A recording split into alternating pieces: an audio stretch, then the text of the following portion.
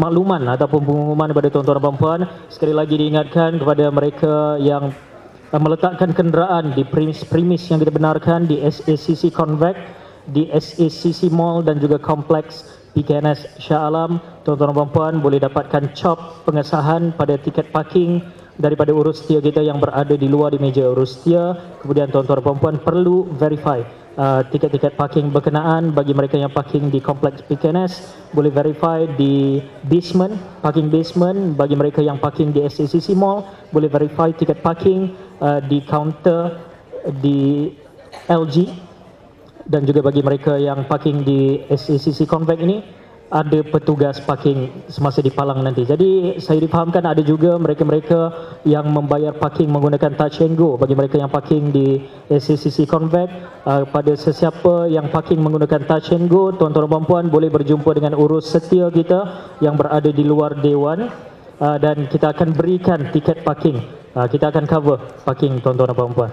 Jadi untuk makluman tuan-tuan dan puan-puan juga, segala bahan-bahan input berbentuk slide yang kita pamerkan tadi akan di-emailkan kepada tuan-tuan dan puan-puan, kepada seluruh para peserta konvensyen, insya-Allah selewat-lewatnya pada esok hari. Jadi tuan-tuan dan puan-puan tidak perlu risau, kita akan berikan segala-galanya bagi menyokong inisiatif paperless. Kita akan emailkan kepada tuan-tuan dan puan-puan. Sekali lagi saya jemput kepada tuan-tuan dan puan-puan untuk masuk semula ke dalam dewan kerana kita akan mulakan sesi pembentangan kita untuk sesi petang dalam masa lebih kurang 2 minit lagi. Terima kasih.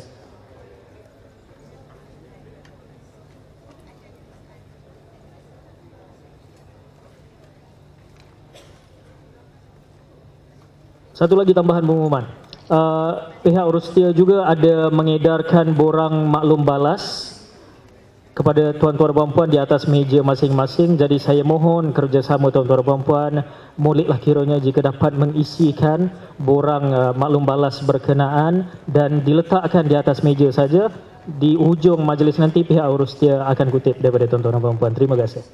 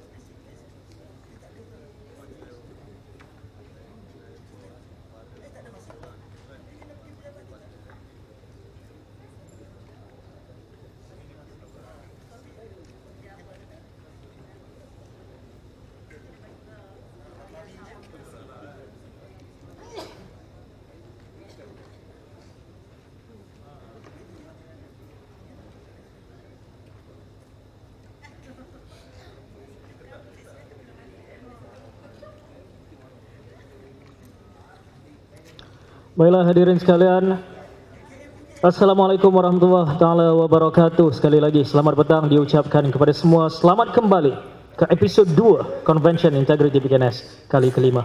Jadi tuan-tuan dan puan-puan, kita akan teruskan dengan separuh masa kedua kita. Ada 3 lagi pembentangan. Jadi untuk pembentangan seterusnya, bagi topik Corporate Liability Provision Seksyen 17A Akta SPRM 2009 pindaan impak kepada organisasi akan disampaikan oleh Mr. Chiu P. Kiat.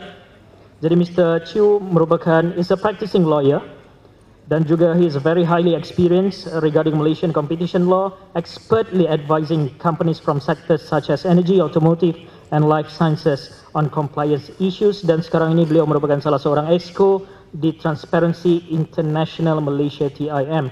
Jadi untuk itu tuan-tuan dan puan-puan, tanpa membuang masa lagi, saya dengan segala hormatnya mempersilakan Mr. Chiu P. Kiat untuk menyampaikan pembentangan beliau. Dipersilakan.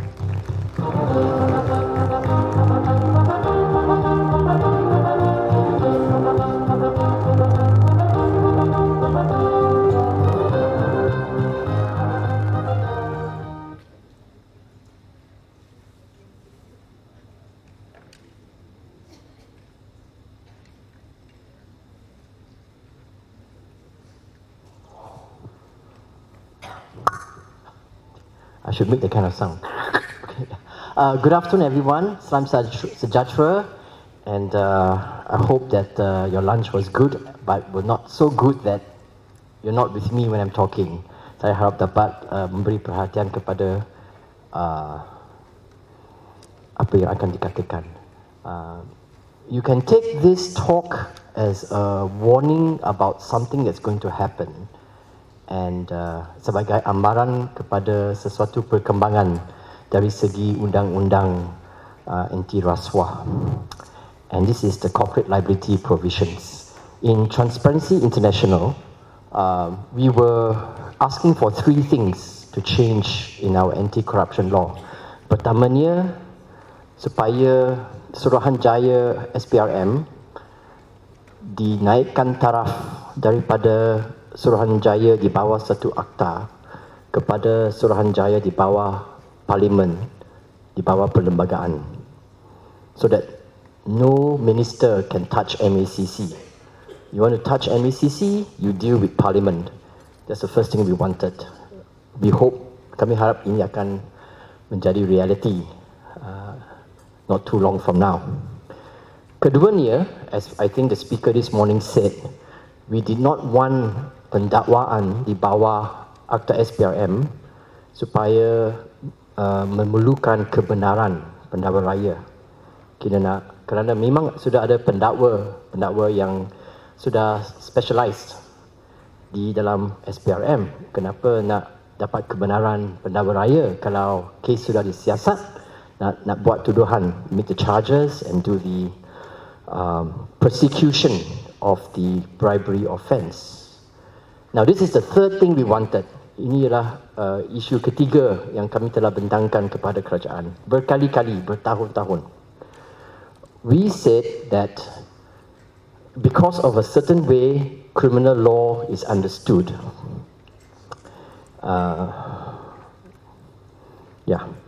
the way criminal law is understood, there was a problem about how our corruption law is enforced. Terdapat satu kekurangan dalam pelaksanaan undang-undang anti rasuah kerana konsep we call it jurisprudence, falsafah, falsafah undang-undang jenayah, dan keperluannya ialah begini.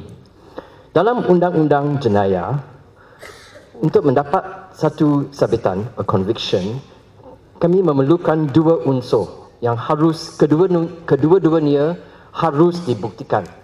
Pertamanya, here we are using a Latin term, actus reus. Those of you who studied law, this is memory from law school days. Actus reus is the physical act. So I may sit next to you and go home with your handphone because you look the same as mine. The action happened. I took possession. Saya telah mengambil posesi barang itu daripada posesi kamu. So I took the handphone, but I did not take it dengan niat jahat. I hope the niat doesn't come later, but I did not take it with a niat jahat untuk mengambil kepunyaan. Saya bukan nak jadi tuan punya, saya hanya mengambil posesi.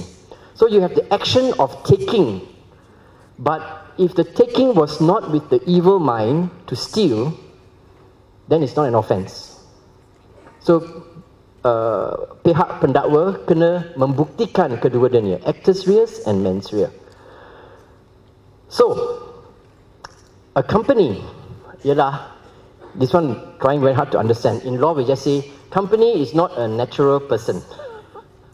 Right? A company is not a natural person. A company can be sued and can sue, but it's not a natural person, yet it's recognized as a legal entity. So we use the term personality bukan sebenar. Okay? So a company does not have a mind. It has a board. Each board member has a mind, but as a whole, a company doesn't have a mind. So a company cannot have an evil mind because it doesn't have a mind. So this problem meant that ini mengakibatkan bahawa hanya individu sahaja yang boleh disabit kesalahan undang-undang jenayah.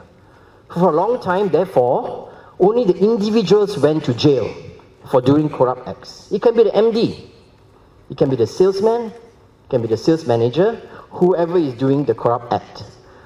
Dia sebagai individu akan masuk penjara kalau disabitkan kesalahan tersebut. Tetapi syarikat tidak menerima apa-apa kesan. Problem was, who benefited from the corruption?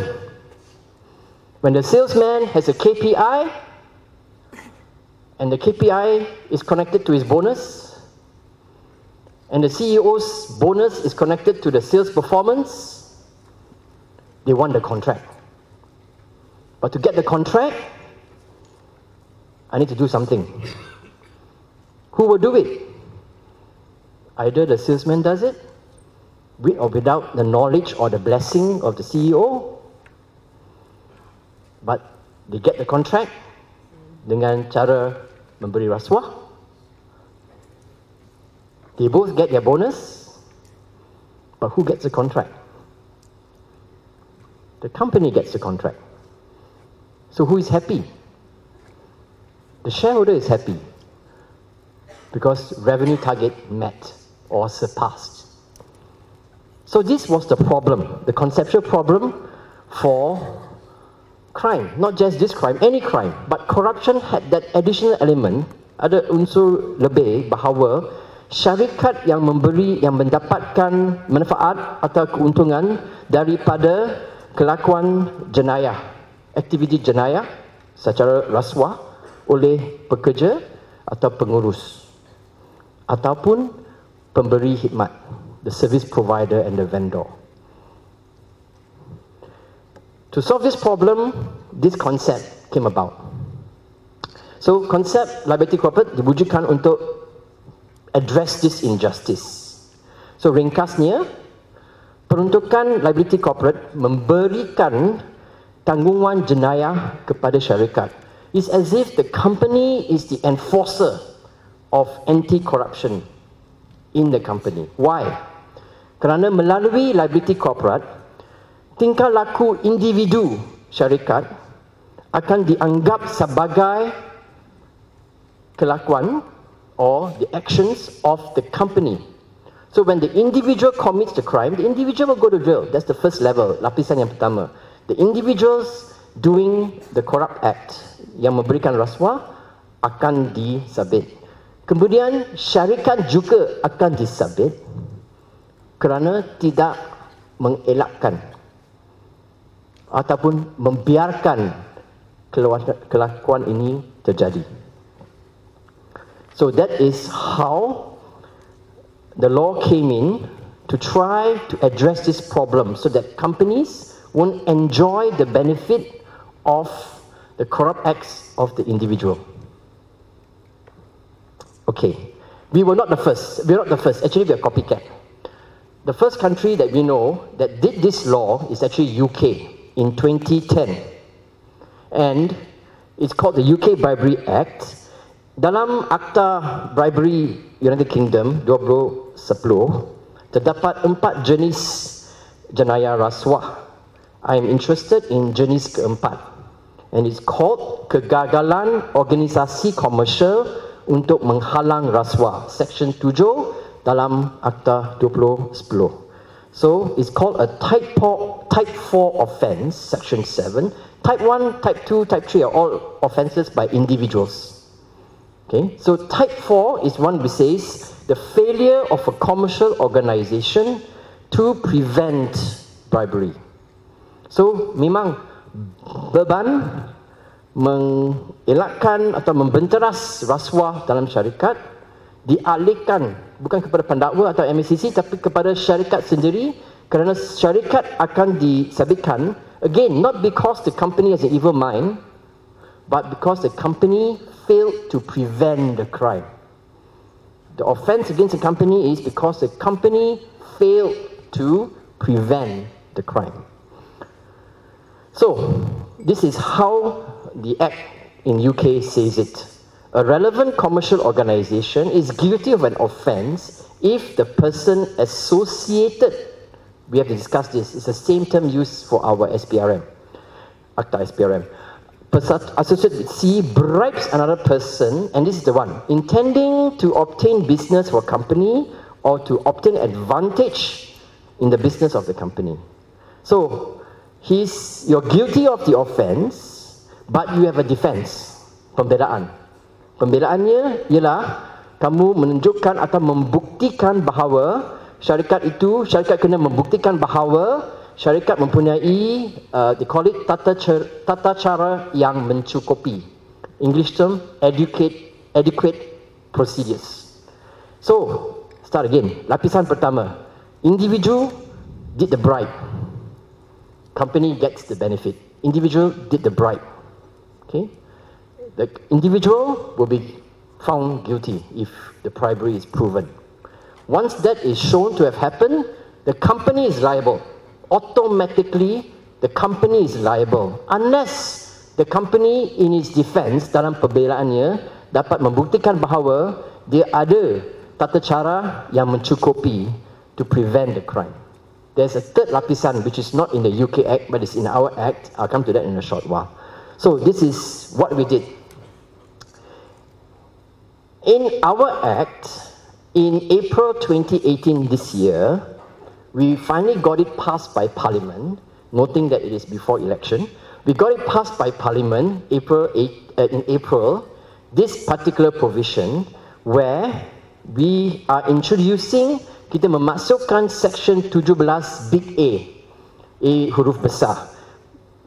Seksyen 17 Big A yang memasukkan peruntukan liability korporat ke dalam SPRM Act 2009.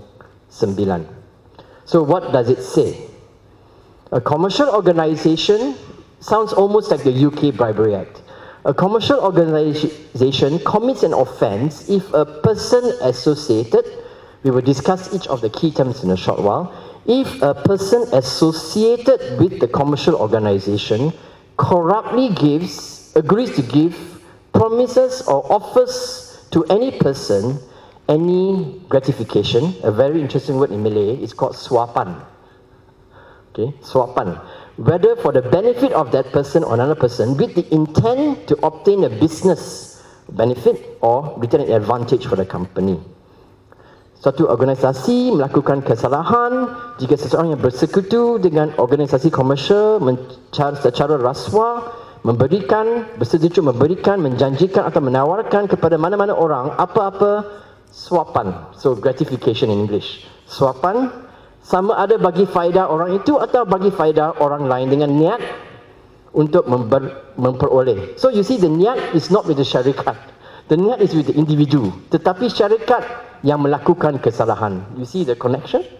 Individu yang mempunyai niat tersebut, tetapi syarikat dikira bersalah dalam keadaan begini. So, first question, apakah organisasi komersial? PKNS is not a relevant commercial organisation. because you don't come under the 4 definitions. But the subsidiaries of PKNS would come under the definition, okay, because PKNS is a badan berkanun.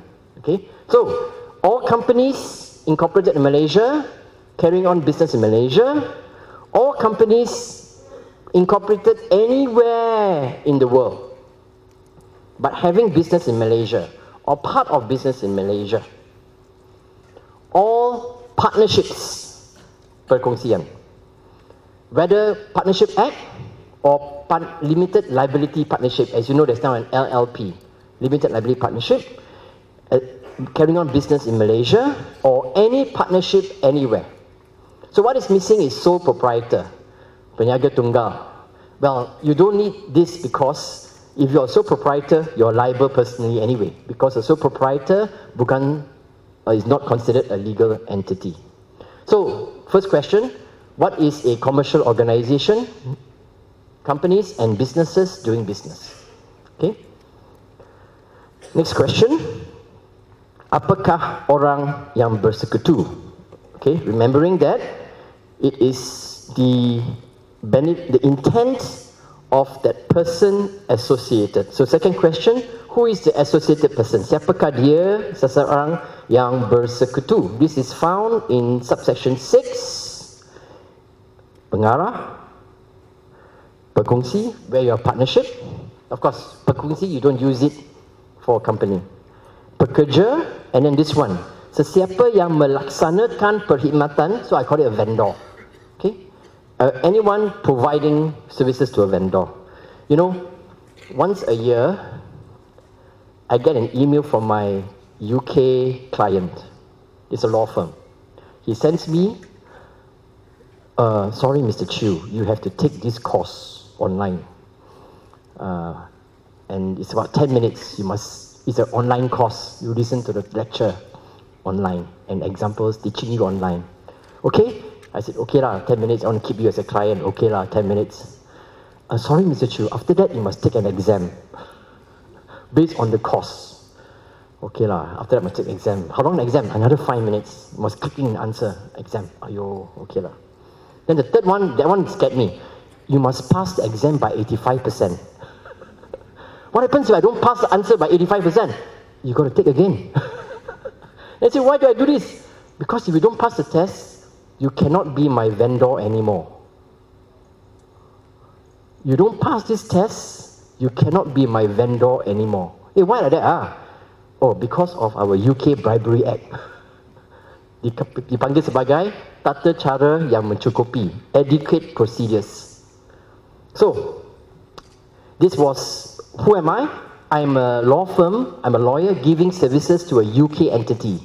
So, saya dikira sebagai seorang yang melaksanakan perkhidmatan bagi pihak organisasi komersial. What is the penalty? 1 million or 10 times the swapan? Okay, 10 times the value of the swapan or 20 years in jail. Now, this is interesting. If the company, kalau syarikat yang bersalah, macam mana you nak taruh syarikat ke dalam penjara? Okay, this will be relevant when I bring you to lapisan ketiga yang dilibatkan dalam peruntukan ini. So you keep in mind about the penjara, but for a company, the penalty, dendanya 1 juta ringgit ataupun 10 kali ganda the value, nilai swapan itu, yang mana lebih tinggi. So now, it's the same defense as in the UK Act. Kalau the commercial organisation will be found guilty, melainkan dia dapat membuktikan bahawa dia mempunyai tata cara yang mencukupi untuk menghalang orang yang bersekutu melakukan perbuatan itu. So of course, the key question is, what is considered adequate procedures? Well, under subsection 5, Menteri akan mengeluarkan garis panduan yang berhubungan dengan tata cara yang mencukupi. So I understand from MACC at the moment they are very busy trying to get the guidelines together. UK has done it already because their Section 9 is like ours.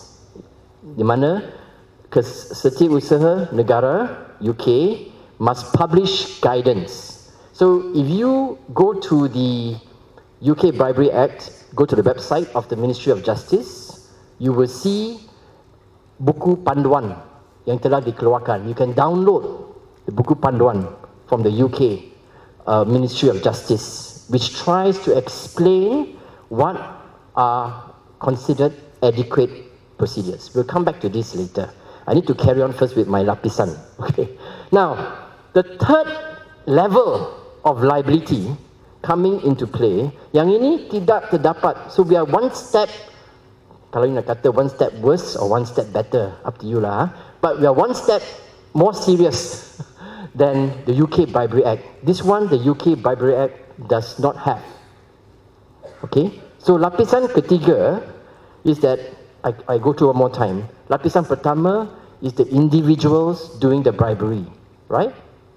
Lapisan kedua, the company will be liable unless the company can show it has adequate procedures.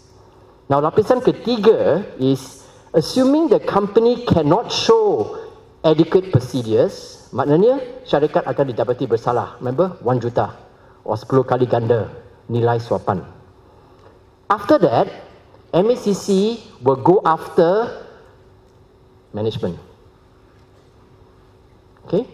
After MACC says, syarikat, you're liable because you cannot show me your adequate procedures. I'm now asking who is in charge of this person. I repeat, MACC will now go up one level, the third layer, and ask who is in charge of this person. Why didn't that head of unit, ketua bahagian, how come he does not know this is happening? How come he did not prevent this? And if you cannot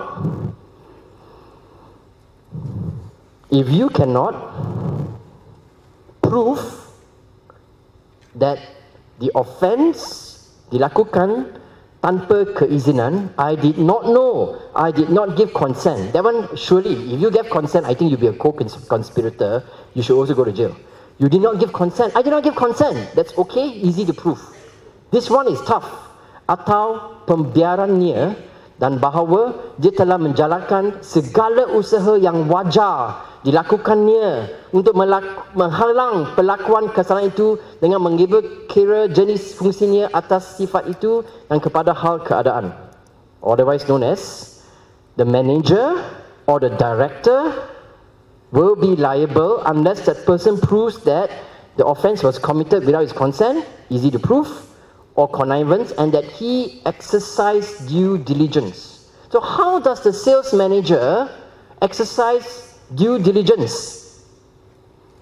Because his salesman committed the bribery and the company couldn't prove adequate procedures, now the sales manager will be questioned by MACC. And if he cannot show that he exercised due diligence every day, I call him, I say, you jangan rasa, I mean, what was your due diligence? How do you prove it to MACC? And if you can't prove it, you will be liable, same, 1 million or 10 times the bribe, but now the penjara is applicable to you. Do you understand? The penjara is applicable to you as director or manager of the person that committed the crime. So I try to do a flow chart. We have a salesman, Mr. X, lapisan pertama. He does the bribery. So the salesman will be convicted. Lapisan kedua, MACC will ask the company, how did this happen? Show me your adequate procedures, enforcement policies, mana-mana, where's all this? Show, tak cukup bukti. Company found liable. Lapisan kedua. Lapisan ketiga, after company found liable, MACC say, I want to talk to this salesman manager. Because the manager is inside the act. How come you have no control? You don't know what your salesman is doing. Hello? and then that person can be individually liable because he did not have due diligence. Okay? I'm really scared of this. Segala usaha yang wajar. Dia telah menjalankan segala usaha yang wajar. After the sales manager, MECC will then ask the board, they'll ask for a session with the Lembaga Pengarah and say, this happened. I found not enough adequate procedures. How come you're not in control of what's happening in this company? Now, PKNS may have subsidiaries. I do not know who is in the board of the subsidiaries. Sometimes the board is nothing. The board is a pass-through. It happens in many of my clients' group companies. Everything is controlled centrally. The board is a pass-through. You cannot give this kind of excuse. You cannot say, saya ahli lembaga pengarah kerana dilantik oleh sesiapa di PKNS. Remember I told you PKNS doesn't come under this. Okay, it's a subsidiary to kena. Because PKNS is not a commercial organisation. Because it is a badan perkanun. The board members cannot say, I was lantik, this one happened because they all said carry on with the project. It's not an excuse. Huh? Okay? Even for director liability, you're liable anyway. So there's no such thing as I am a nominee director. You can call yourself a nominee director, but you're still liable as a director. Okay? And I don't know whether insurance covers you. Okay, so adequate procedures. I come back to this point now. I'm ending my talk soon. The UK Ministry of Justice has issued, I told you, the guidance booklet, and this is the 6 principles that are in the guidance booklet. And the UK booklet sets out the principles and asks you to apply the principles when you are looking for adequate procedures. Okay, so if you do 37001 ISO, then you have an ABMS, which would qualify for number 1, an anti-bribery program with detailed policies and procedures. Secondly, tone from the top, bribery risk assessment. So when I first become a lawyer for a UK entity, they will send me a questionnaire. I have to give all the answers to see whether I'm a risky person for them to use as a service provider. Business partners applying due diligence. That was the course and the exam I showed you just now. Effective communication and training. Timely review and monitoring. I'm told the MECC is preparing the guidelines, as I mentioned just now. And I'm told that they are referring, of course you will refer to the UK guidance booklet, but I'm also told that they will do it even better than the UK guidance booklet, and I have no doubts. It's possible that for us Malaysians, companies, as well as SMEs, there's a need to be very detailed, whereas the UK guidance is quite high level. And I think it is correct that MECC is taking time to do this. So, what we have is, just to tell you, MECC has said it will be 1.5 years to 2 years from now before the garis panduan is ready. So actually this law belum lagi dikuat kuasa. It has been passed by Parliament. It has received perkenan diraja, royal assent. It is waiting coming into force because it's not fair. Suddenly it's not coming to force. No one knows what's adequate procedures. So we're waiting for the guidelines to be issued, interaction, training, then this law will come full swing into force. The earlier you're ready, the bigger you are, the harder it is to get ready. So the sooner you get ready, of course, the better. Okay. So let me share with you. We found one recent case in the UK, and it's a bit sad because it was a small business, perniagaan yang kecil, syarikat kecil, and this is called the Shamshun case. So what happened was the MD, pengarah urusan, did bribery, so he was sacked. But using Section 7 UK Bribery Act, syarikat juga disabit, or rather dituduh kerana tidak mengadakan tata cara yang mencukupi. Same term used in the UK Bribery Act, if you remember. So The defense was, I am a small company. You ask me to comply with ISO 37001, mana boleh? You know, how many people in my company? 20 people only. How am I going to have this? So I have policy. I have this, I have that. Common sense lah, you tak boleh bribe pun dia. That's what they use as an argument. Pendakwa Raya, the Director of Prosecution, did not agree. The jury in UK, it's still jury in court. The jury held that this company tidak, tata caranya tidak mencukupi. Kenapa? 4 reasons. This is the warning to us. 4 reasons. There was no record keeping of compliance. Okay, so for them, they asked DOJ, the Ministry of Justice, the prosecution asked, where is your proof of record of compliance? That means there's a box lah. I have this, I have this, I have this. Where is your record of compliance? Where is your record of, I had this training session, how many people came for the training session?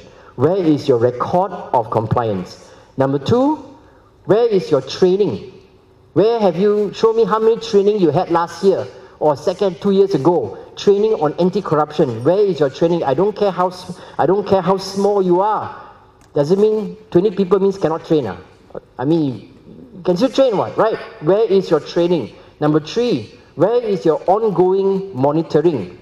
So, how do you ensure that everyone knows this cannot be done and you're monitoring? You're asking the right questions. Your upline is asking the right questions. And number 4, maybe this is the most important, even for a small company, there was no compliance officer.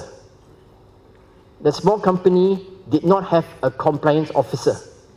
Okay, but the prosecution said, so what? Doesn't mean you're a small company, you don't need to have a compliance officer.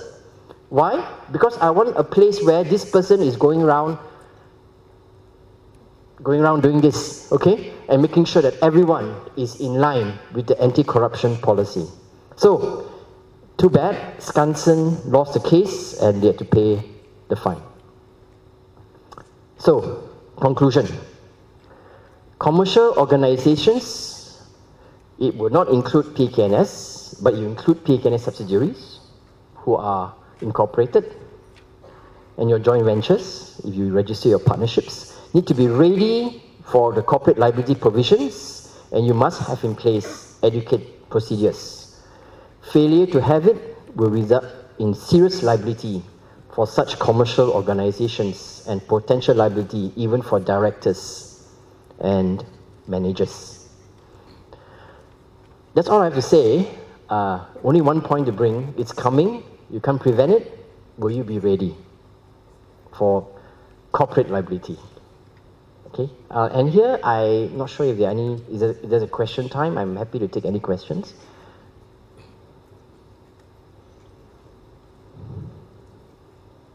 Oh yes, thank you.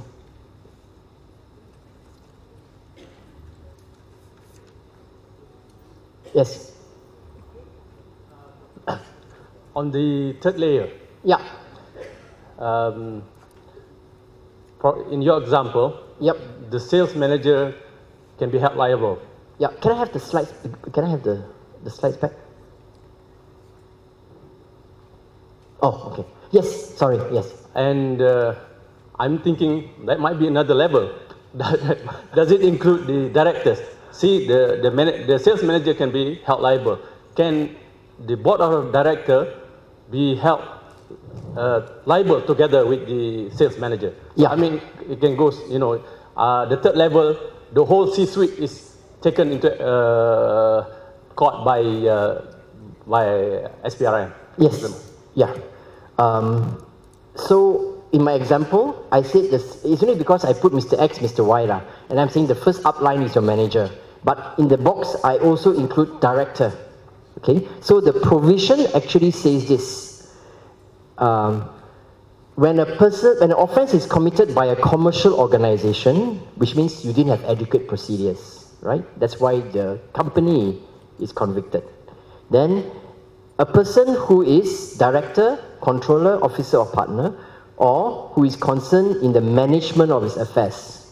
So, pihak pengurus. Okay? at the same time the commission is deemed to have committed the offence. So after I find the company liable, I go to all this category A and B, which therefore includes the manager, Mr. Y, as well as a director. Okay? And I will say, MACC will ask, you prove to me, so beban bukti dialihkan kepada pihak individu, pengurus atau pengarah. You prove to me that this happened without your consent, your connivance, and you had done due diligence to prevent the commission. Okay, so now that becomes factual. How do you prove that I had done my due diligence? So if I am, so the question asked is, if I am Mr. Y, okay, because I'm the manager of the salesman, I think using section 17A3, MACC will ask, you are his manager. Show me how do you discourage, prevent, and make sure your downline don't do these kind of things. Tell me what you do by way of due diligence. Because every day you see them.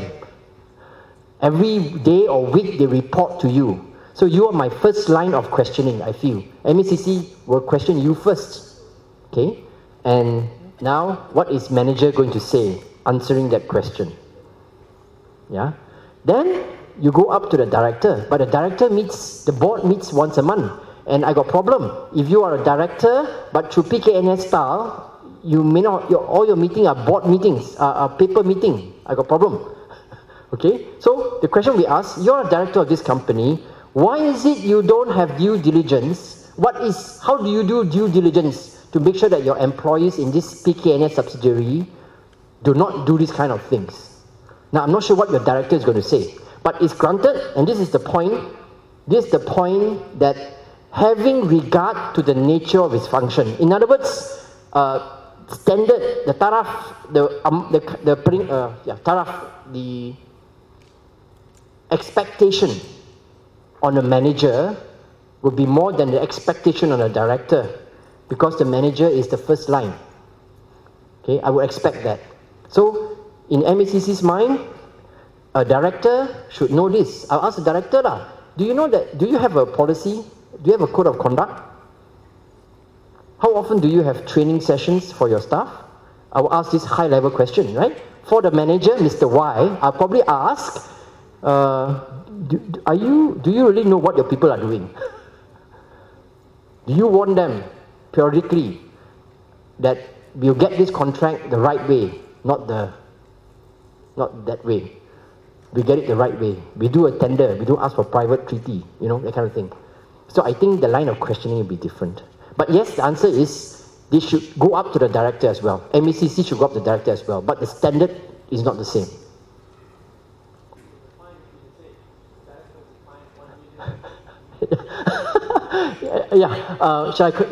The maximum fine will be the same.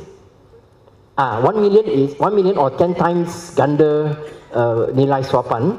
That's called maximum fine. So when the judge decides that you're guilty, they will adjust accordingly on the level of blame or guilt.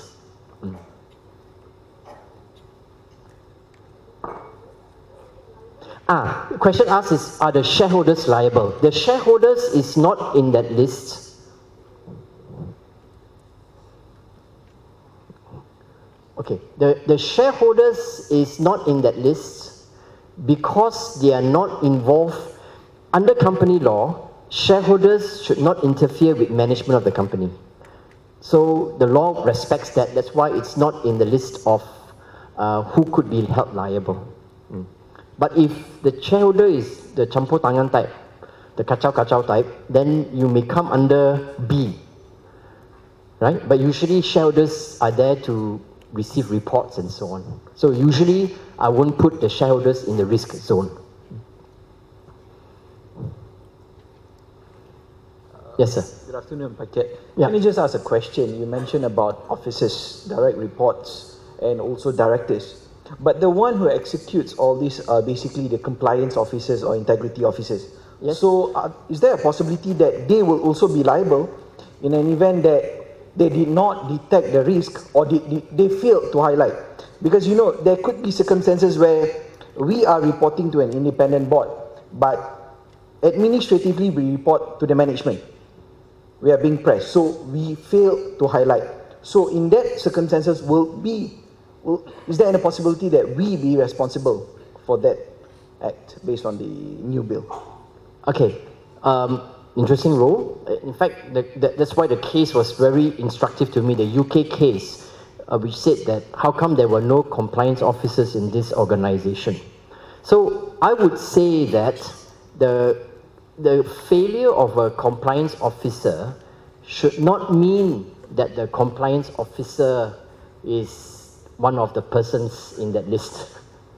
Yeah, but the compliance officer, if is found to have failed to monitor, to do his work, to ensure that as best as possible the structure and procedures are in place, I don't see why the compliance officer should be committing the offence, but whether the compliance officer would be disciplined, that means he had failed in his duty and therefore is under employment discipline, may happen, I guess. But I don't see the compliance officer coming into that category of 1 million.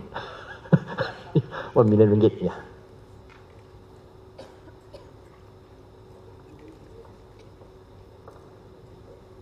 Ada seorang soalan lagi? Any more question from the floor? Yes.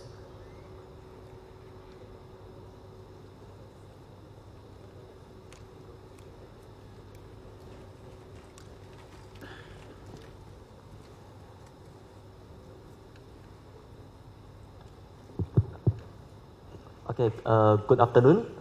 I would like to ask about the natural person and the legal person entity. For natural persons, we are quite aware of how does the process work.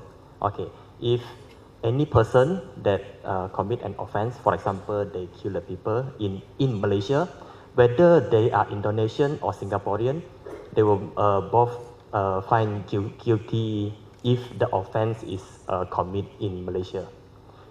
But for commercial organization, I can see that we only target on any company that incorporated in Malaysia. That means any company that incorporated in Singapore but have business in Malaysia is not under 17A. Actually, yeah. So, anything else in the question? Okay. Okay, so could it be a loophole for the local company to use the foreign company to commit the offense, but and they can get out of this section? Yeah, so let me just, I'm sorry if I wasn't clear, let me just correct that.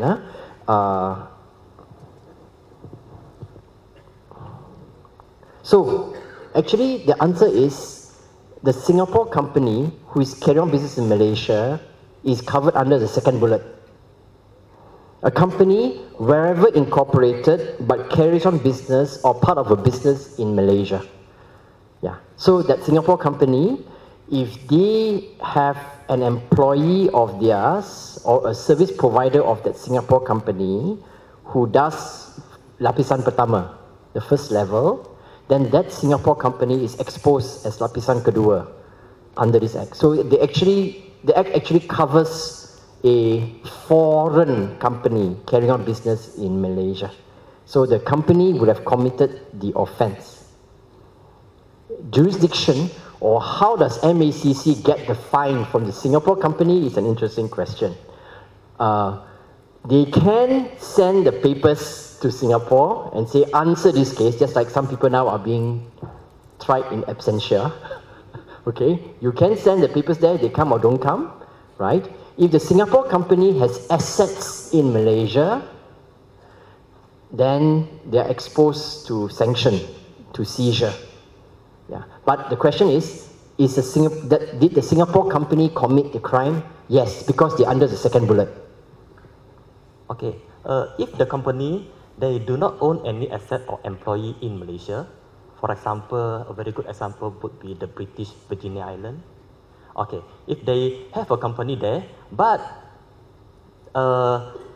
for example, company A used company B who incorporated in British Virgin Island to secure the contract and to pay the corrupt payment, but ultimately the contract was subcontract back to the local company of Malaysia. Could it be one of the loophole in the 17A?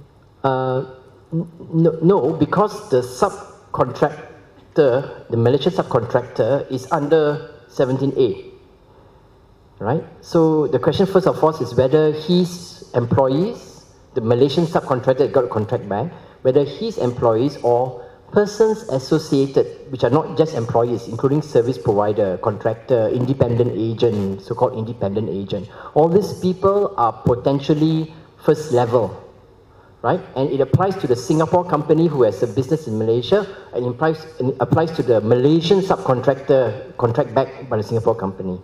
So it should not be the way out. I don't see why that's the way out. But let me go back to the Singapore company just now. So the Singapore company don't have assets in Malaysia, but the Singapore company was the one who did the crime. But remember lapisan ketiga, the third level. So now this Singapore director, okay, got to be careful when he crossed the causeway lah. Because once the individual enters Malaysian soil,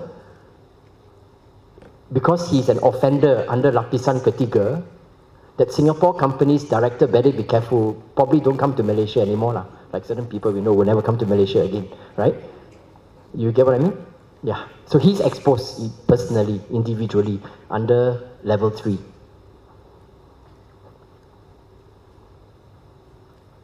Okey, baiklah, saya rasa itu sahaja soalan untuk Mr. Chew.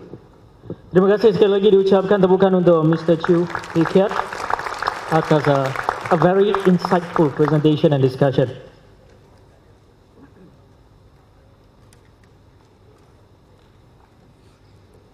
Saya percaya Mr. Chew akan terus bersama kita sehingga ke penghujung convention. Jadi tuan-tuan dan puan-puan yang mungkin masih ada ingin bertanya soalan, boleh tanyakan kepada Mr. Chew selepas ini. Jadi tuan-tuan dan puan-puan, kita akan teruskan dengan sesi forum kedua. Tuan-tuan dan puan-puan masih okey lagi saya rasa? Okey lagi ya?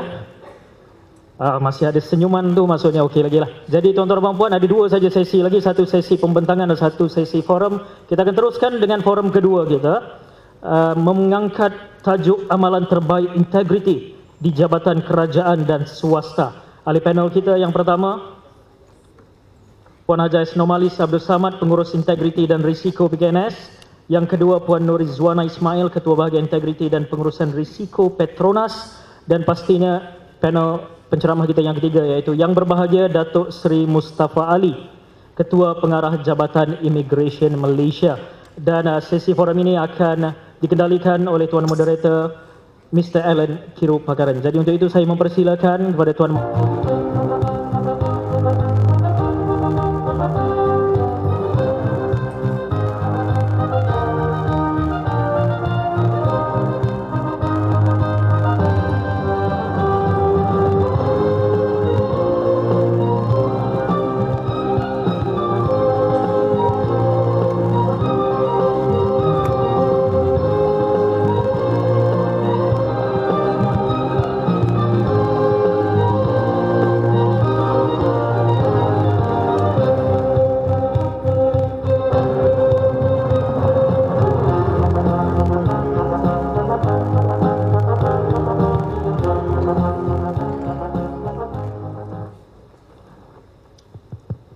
Okey, selamat tengah hari.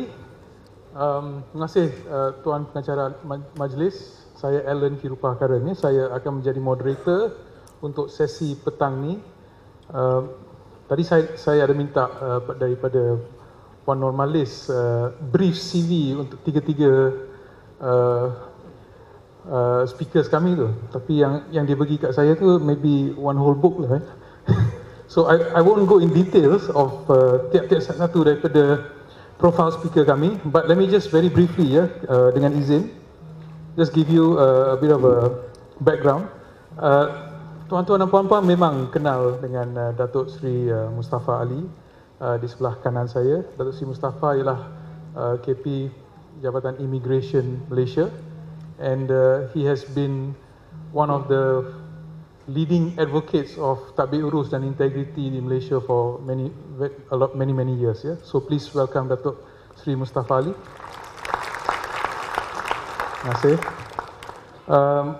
On my left, the lovely lady on my left ialah Puan Nuri Zuana Ismail ataupun Nuri. Ya? So Nuri is dengan Petronas. Sebelum tu Nuri was with SPRM, and Nuri also is antara salah seorang daripada pegawai-pegawai di Petronas who has been pushing agenda Tadbir Urus dan Integriti very very strongly, and it has actually shown very good results over the years, which I'll share with you nanti. So please tepukan untuk Puan Nuri. Terima kasih. Dan di hujung sekali, nobody needs introduction, Puan Normalis. Puan Malis has always been, ever since I can remember, been advocating good governance, good corporate governance, and antara salah satu daripada sebab why PKNS is renowned and accepted sebagai salah satu daripada organisasi di Malaysia which has been at the forefront of good governance is because of the efforts of Puan Nur Malis and her team. So please welcome Puan Nur Malis. Okay, sesi kami pada petang ni, we have about 40 minutes or so, 45 minutes or so, ya. So, apa yang kami akan cuba buat ialah, we will have a discussion, ya. Kita akan buat perbincangan mengenai amalan terbaik, integriti serta tadbir urus di jabatan kerajaan dan swasta.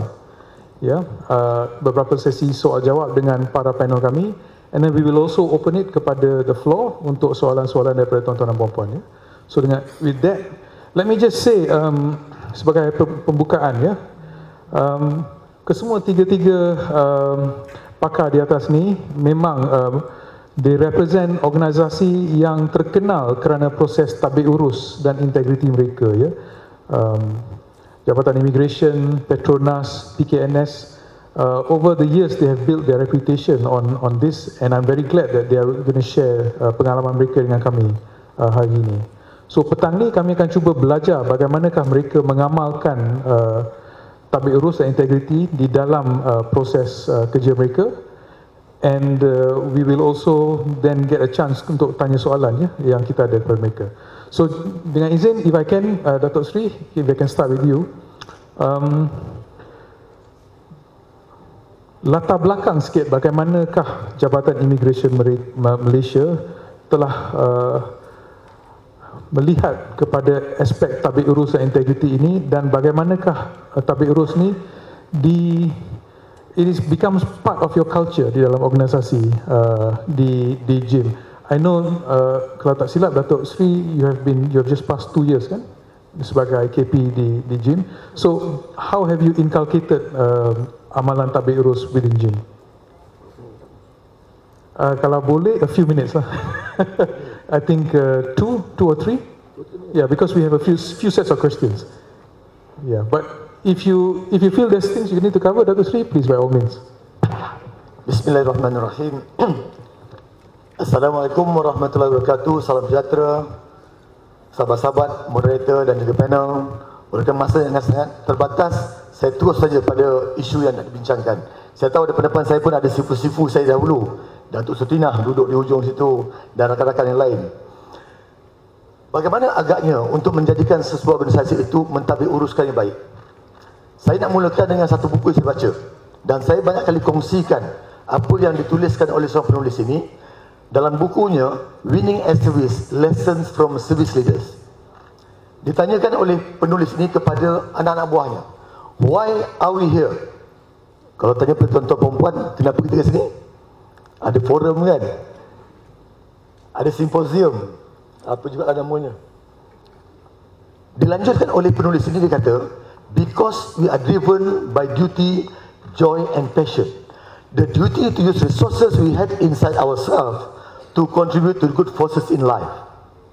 Boleh faham bahasa Jawa ni kan? Kalau disebutkan 3 perkara, duty, joy and passion, dalam menentukan tadbir urus sebuah jabatan, sesebuah kementerian, sebuah negara, sebuah organisasi ummah misalnya, tidak ada tidak bukan. Kalau kita katakan pertanggungjawaban itu kepada jabatan kita, mungkin kita kata kepada majikan kita, Tetapi lebih penting lagi kepada kepercayaan agama masing-masing. Al-Khaliq itu, pencipta kita. Kalau kita katakan mentadbir uruskan negara, kerana Al-Khaliq itu yang mentadbirkan kita, dan kita mentadbirkan negara dengan penuh keikhlasan, penuh bertanggungjawab, maka senang agaknya mentadbirkan. Kerana kita tahu tidak akan ada nanti rasuah, penyelewengan, salah guna kuasa, penipuan, pencuri dan sebagainya. Joy, rasa seronok. Datang simposium seronok ke? Seronok ni. Kalau 2 kali, 2 ronok namanya. Kalau sekali seronok je. Tetapi kalau kita katakan seronok kerana kita mendapat ilmu yang kita akan bawa nanti untuk kita aplikasikan dalam jabatan kita, keseronokan itu diterjemahkan dalam satu bentuk pengaplikasian disiplin ilmu.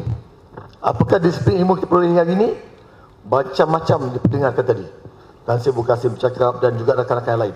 Kalau kita sebutkan bagaimana nanti implikasikan, tentunya kita katakan mentadbir uruskan itu, the governance part, the duty to resources we had inside ourselves to contribute to the good forces in life. Apa good forces in life? Ilmu, kepakaran, keilmuan kita, kemahiran yang tak ada, saya ringkaskan. Yang ketiga disebut tentang passion, kecintaan, kegairahan bekerja. Kalau itu wujud, bagaimana agaknya Jabatan Imigresen Malaysia? Betul disebutkan oleh Tuan moderator kita, sahabat lama saya, kita sebut bagaimana mentransformasikan. Bayangkan ya, saya ceritakan kepada anak buah dalam Jabatan Imigresen. Pertama kali saya masuk ke Imigresen pada 1 bulan 8 2016. Dalam perhimpunan bersama-sama dengan pegawai, hari pertama saya kata, tuan-tuan dan puan adalah bukan pegawai saya. Amboi, apa punya jenis ketua pengarah ni? Bercakap depan pegawai, dia kata bukan pegawai saya. Tetapi tuan-tuan adalah keluarga saya. Lain kan? Pernah tak saya kata, ada seseorang bercakap, siapa tu? Itu bekas bapak saya. Bekas bapak? Wah, hancur punya anak. Minta maaf cakap kasar lagi. Siapa tu bekas mak saya? Tak pernah. Tetapi kalau bos, itu bekas ketua pengarah. Itu bekas bos saya, bekas pengarah. Bekas. Bila penghayatan dalam ilmu itu mengatakan bahawa inilah ketua keluarga, saya nyatakan bahawa kenapa tidak kita menjadi sebuah keluarga. Stigma sebagai seorang pegawai SPRM masuk ke sebuah organisasi yang dianggapkan high risk. Macam-macam jabatan high risk. Polis, custom, immigration, jabatan perhutanan, PBT, high risk. Tetapi bila terjun ke dalam satu jabatan begitu, bagaimana pertautan, pemuafakatan, kesepaduan itu dilaksanakan. Maka yang zahirnya ialah, yang terzahir ialah satu kesepaduan tindakan. Sebab itu saya sebutkan sebagai ketua keluarga. Saya kata sebagai ketua keluarga, sebagai abang, sebagai bapa, kalau sebagai kakak, nama Haji Mustafa, pelik pula kan? Itu LGBT. Maka saya sebutkan sebagai bapa, sebagai abang, please follow. Kita lakukan yang terbaik untuk jabatan kita. Maka selepas itu, senada itu telah wujud, kekeluargaan itu telah wujud, mudah untuk ditadbirkan. Governance yang kita buat misalnya, selepas itu, tahun pertama saya sebagai ketua pengarah, saya nyatakan bahawa kita ada tagline kerja. Transformasi melestarikan kecemerlangan. Nak menentukan governance itu, menentukan pengupayaan jabatan kita, menentukan tidak ada nanti ada yang sengit, ada yang selekeh, bukan dalam soal rupa bentuknya, tetapi perlakuan dalam pekerjaannya. Maka transformasi yang 3 dilaksanakan. Transformasi modal insan, kita biasa dengar. Tetapi bagaimana soal latihan, soal rekrutmen, soal menentukan keupayaan dalam mentor-mentee, dalam menentukan monitoring kepada pegawai, dalam menentukan tidak ada seorang pun yang terjebak dengan elemen-elemen yang negatif. Dengan sejumlah hampir 15,000 orang, bukan mudah untuk ditadbirkan kalau seorang ketua pengarah saja. Kita jelas. Tetapi apabila kesepaduan itu wujud, maka kita sebutkan lebih cepat nanti. Apabila shared values, saya tahu Petronas ada shared values dia. Kita wujudkan shared values dia. Bagaimana? Pertama kali, slogan itu, integriti profesional mesra yang kita wujudkan. Saya nyatakan bahawa, dan tidak ada jabatan setakat ini, apabila ketua pengarahnya memberikan salam selepas Assalamualaikum warahmatullahi wabarakatuh, salam satu immigration, Sini berapa pegawai Malaysia yang ada? Akan disahut oleh semua pegawai integriti profesional mesra bersama-sama. Kita ciptakan begitu supaya nada shared values itu wujud dalam kebersamaan kita dalam sebuah organisasi. Itu dalam soal slogan, dalam soal pencapaian. Kemudian saya sebutkan cara ringkas lagi lah ya. Boleh ya? Kalau tak boleh pun dia dah pegang mikrofon, dia cakap terus. Please stop me. Kemudian dalam soal, itu modal insan lah ya. Kemudian dalam soal struktur. Semasa saya masuk, ketua pengarah pertama, keduanya ada dua timbalan ketua pengarah. Timbalan ketua pengarah pengurusan, timbalan ketua pengarah kawalan. Saya kata, Jabatan Immigration adalah agensi penguasa undang-undang. Di mana timbalan ketua pengarah operasi? Saya nak enhancekan. I don't take no as an answer. Saya pergi jumpa ke Ehsan, saya bagi tahu kepada Tan Sri Ali Hamzah, saya kata, Tan Sri, saya nak wujudkan satu lagi timbalan ketua pengarah operasi. Kerana tindakan kerja immigration adalah penguasaan undang-undang. Operasi semas. Saya sebutkan tadi bukannya pasal jawatan itu. Saya sebutkan tentang perubahan struktur itu. Kalau dalam keluarga kita dah wujudkan struktur tadi, struktur kekeluargaan. Dalam kerja kita, struktur pencapaian dalam penentuan keberhasilan kerja. Operasi menentukan tentang intelijen, tentang operasi, pendawaan, termasuk apabila sebut tentang struktur, saya masuk 1 bulan 8 2016, 1 hari bulan 10 2016 saya mulakan apa tindakan dalam operasi, iaitu kalau ada mana-mana majikan menggajikan pendatang haram, melindungi pendatang haram, kita bukan sahaja tangkap, tetapi kita bekukan aset dan juga akaun mereka. Bila keluar kali pertama statement itu, dahsyat betul ketua pengarah ni. Ganas kan? Baru 2 bulan masuk immigration. Sekarang ni bertambah keganasannya. Bukan pengganas. Saya sebutkan tadi ya, bila sebut tentang operasi, tentang kawalan alhamdulillah. Tentang operasi, maka perubahan struktur dilakukan. So saya nak ringkaskan lagi lah ya. Dah masa yang sangat-sangat terbatas ini. Sebab tadi kata 2-3 minit, ini dah lebih minit-minit itu. Saya sebutkan selagi apabila nak menentukan sesuatu tabir urus itu, tadi saya sebut duty, joy and passion. Saya membawa jugalah konsep-konsep yang mungkin orang kata konsep setakat yang ada di dalam manajemen gurus. Tapi tidak. Apa yang ada dalam manajemen gurus itu dalam buku. Tetapi pengaplikasian itu mesti ada role modelnya. Masuk tahun kedua, selepas tahun pertama saya sebut tadi, transformasi melestarikan kecemerlangan. Tahun kedua, untuk penegasan tentang undang-undang, saya nyatakan bahawa tema kerja kita, kedaulatan dan keselamatan tanpa kompromi. Kita tidak akan berkompromi, hatta orang luar yang melakukannya ataupun pegawai-pegawai dalaman. Selepas dibina keluarga, tindakan dibuat tentang bagaimana membersihkan dari dalam sehingga ke peringkat keluar. So apabila saya nyatakan tentang tindakan kedaulatan keselamatan tanpa kompromi, maka yang kita nyatakan role model itu pertama, cakap mesti serupa bikin. Jangan bikin tak serupa cakap. Kelang kabut dunia ni. Tetapi dalam soal bagaimana agaknya misalnya ya, hujung tahun lepas ada kes-kes tata tertib yang saya sebagai pengurusi kumpulan 101 kita perbincangkan 135 kes. Sorry, 195 kes.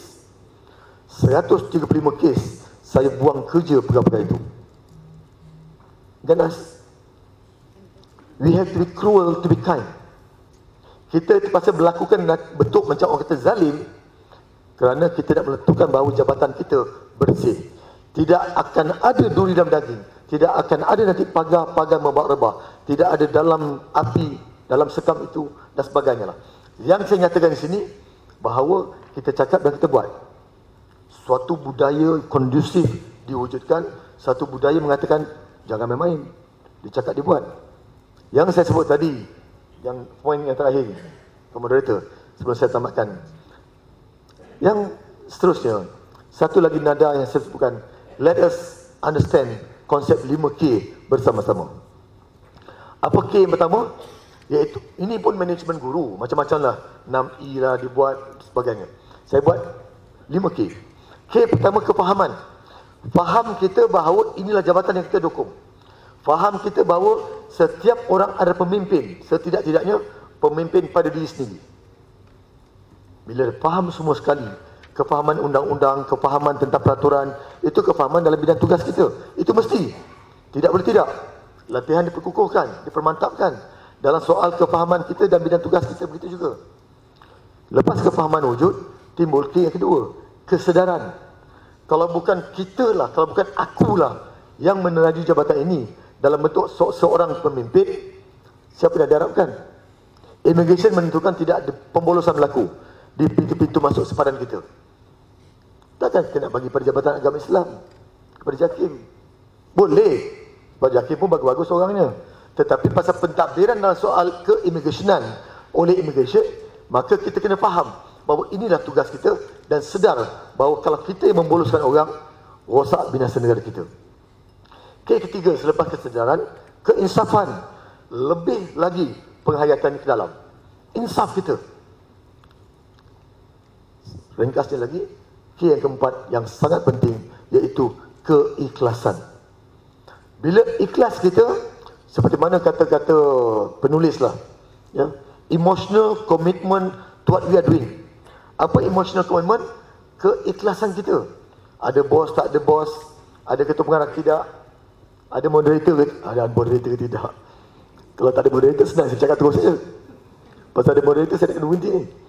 Maka saya sebut tadi, apabila ada keikhlasan, maka pengikhlasan itu yang setiap orang dalam jabatan kita, setiap individu yang namanya pegawai immigration misalnya sebagai contoh, dia tahu bahawa jangan harapkan KP akan berada di mana-mana.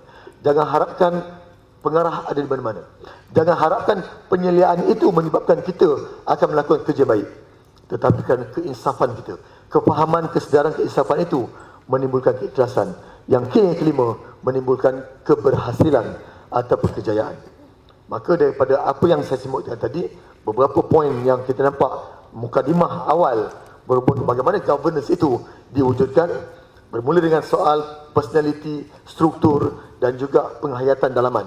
Semua akan bercakap dalam soal itu sebagai satu konsep, tetapi benar-benar pengaplikasian itu, jika tidak kita akan gagal. Loceng pada bunyi dah. Sekian, wabillahi taufiq. Assalamualaikum warahmatullahi wabarakatuh. Terima kasih Dato' Sri. Memang banyak poin yang Dato' Sri telah bangkitkan tadi itu. I think kalau kita lihat khusus kepada konsep 5K itu, ianya banyak bersifatkan personal integrity, ya, integrity yang datang daripada kita, daripada diri kita sendiri, ya. So yang tu juga satu konsep yang jika masa mengizinkan, saya I will want to touch on that lah, personal integrity. Tapi just to move on, Puan Nuri, pada tahun 2016 MICG, Malaysia Institute of Corporate Governance, ya, telah mengeluarkan laporan mereka Transparency in Corporate Reporting, ya, laporan yang unggul lah yang dikeluarkan pada masa itu, yang cuba melihat kepada tahap transparansi di 100 syarikat terbesar di Bursa Malaysia, ya, correct, ya. Dan di dalam laporan yang unggul tu, 3 daripada syarikat dalam stable Petronas were the top, ya, Petronas Gas, Petronas Dagangan dengan Petronas Chemicals dan MIC, betul. So sorry, 4, ya, among the top 10, betul. So soalan saya, Puan, is untuk satu syarikat yang besar, ya, seperti Petronas, ya, Fortune 500 company, bagaimanakah pihak pengurusan di Petronas tu memastikan yang tahap Tadbir Urus dan Integriti ini is practiced across all your subsidiaries, bukan saja di HQ, di KLCC saja, tetapi all over the world. Thank you, Mr. Allen, for the question. MICG punya track reporting tu 2017. 2016 was track reporting by TI Berlin that was based in TI Secretariat that was based in Berlin. So Petronas Holding dapat rank number 1 for oil and gas sector. And then followed by the track reporting. Actually Petronas baru saja menyambut hari lahir yang ke-44 pada 17 hari bulan Ogos. We have been practicing, like Dato' Sri Mustafa mentioned just now, our shared values, which include professionalism, loyalty, integrity, and also cohesiveness. Jadi, it was launched by the late Tun Azizan, if you all know. So in Petronas itself, kita memang telah mengamalkan satu konsep yang berstruktur juga, iaitu ada structural anti-corruption framework. That means when we do our all anti-corruption activities, we must make sure that it's been structured. So baru-baru ni, which is last year, we have been certified by the ISO 37001 Anti-Bribery Management System. And our certification body is SIRIM. And I'm glad, because Petronas, to share with you, we have 52,000 employees. 21% daripada pekerja kita adalah expats, dan we existed di 60 buah negara. That means we're exposed to not just one law, but so many, including the UK Bribery Act, macam Mr. Chupaikit tadi ada share, and also the Foreign Corrupt Practice Act, 1977. So, from the beginning, kita dah sedar that we need to safeguard our company because kita adalah pemegang amanah oil and gas resources of Malaysia. So, what we did, we adapt to the 6th principle of UK Bribery Act, the ministerial guideline, which consists of number 1, proportionate procedure, number 2, top management commitment, number 3, risk assessment, number 4, due diligence, number 5, communication and training, and number 6, monitoring and reviewing. With that ecosystem and structured approach, which we always use the risk-based. If you see my designation, I'm the head for integrity risk management. I am no different from other risk group, but the difference is I have to identify the risk of corruption, the risk of fraud, and the risk of integrity that may happen in Petronas. So in Petronas again, we make sure that all our subsidiary mirror our COBE, Code of Business Ethics, yang ada anti-corruption element dalam tu. In our Code of Business Ethics, everybody can access in our portal, www.petronas.com, boleh download, boleh print, boleh tengok. There is part 2, kita panggil dia Fighting Corruption and Unethical Practices. Di mana dekat situ kita sediakan ABC manual, Anti-Bribery Corruption Manual with 10 parts in it for our staff, but not just limited to our staff, but also to our third parties to embrace. And our JV partners are encouraged to adapt the same thing. So kita adalah macam to make sure that we sustain, we make sure that we have the right structure. We have this Petronas Integrity and Compliance Framework. Dalam tu, we use 3-pronged approach. Mesti ada policy and procedure, system and processes yang betul, dan juga culture and people. That means, when you come up with a policy, you must make sure that your policy is easily accessible, understood in a layman language, because I know lawyers, they're very complicated. But we business people, we just want the 1K kaya, right? The ringgit. So sometimes they will discount on going through the policy. So what we did, we make it easier for them to understand. We come up with the do's and don'ts. What we expect from them to do and what we don't expect them to get into. Jadi, by having the right policy, easily to understand, senang nak tengok and it's everywhere, we created a system for them. For example, we have our no-gift policy. It sounds easy. Okay, no gift, no threshold. Tak ada amount Tapi sebenarnya nak apply tu is not easy because we have to come up with a training. So we have to look into, okay, we have created the policy, the system dah ada, no gift policy, kita createkan gift register. Tapi macam mana nak register the gift tu dengan senang, tak menyusahkan diorang, tak confusekan diorang. We make it easy for them by Like, okay, you make sure you tick the box, whether to keep ke, to display ke, apa-apa semua. But it has to be communicated. Because once you have the policy in place, you have the system in place to support the policy, you have to do a lot of communication and training. Tapi, how do we know that it is effective or not? That's where monitoring and reviewing. Kita ada satu lagi. Sebab I was from NKRA, so kita come up with PIKRA, Petronas Integrity Key Result Area, di mana kita tengok balik the effectiveness of all the things, the structured approach that we have. And this has been mirrored to all the companies.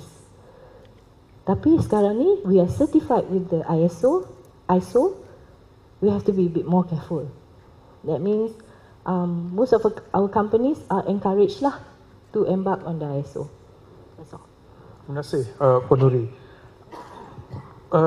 Puan Malis, I think one of the aspek yang paling interesting dari segi Tadbir Urus di PKNS, ya. Kebanyakan daripada almost all companies who are involved dalam proses Tadbir Urus Integriti ini, the reason they do it is to improve themselves. Yeah, and antara satu daripada cara satu company atau entity itu will improve themselves ialah dari segi penjimatan kos. Yeah. So di PKNS, I remember you've always been saying that daripada proses sistem tender yang terbuka yang diamalkan oleh PKNS itu, penjimatan sebanyak 13% yeah, has been achieved. Can you tell us a bit more about how you achieved that and how has it positively impacted PKNS? Okay, terima kasih Cik Alan. Okay, kalau diikutkan pada permulaan, when we first started, kita tak ada open tender. To be frank, memang ada, tapi we started negotiated. Kebanyakan projek kami banyak negotiated. So, pada tahun 2011, PKNS telah menubuhkan unit ataupun bahagian perolehan yang mana sebelum ni semua proses-proses decentralized. So, in 2012 we started dengan open tender di mana pada tahun berkenaan unit pun dah di-establishkan dan pada ketika itu PKNS memang we go for open tender. So, pada peringkat awal kita melaksanakan sistem tender terbuka, kita mulakan dengan menambah baik SOP untuk perolehan. Okay, jadi pada permulaan tu memang kalau dilihat memang kita memang agak sukar untuk yang masuk tender ke PKNS memang tak banyak. Jadi perception tu banyak.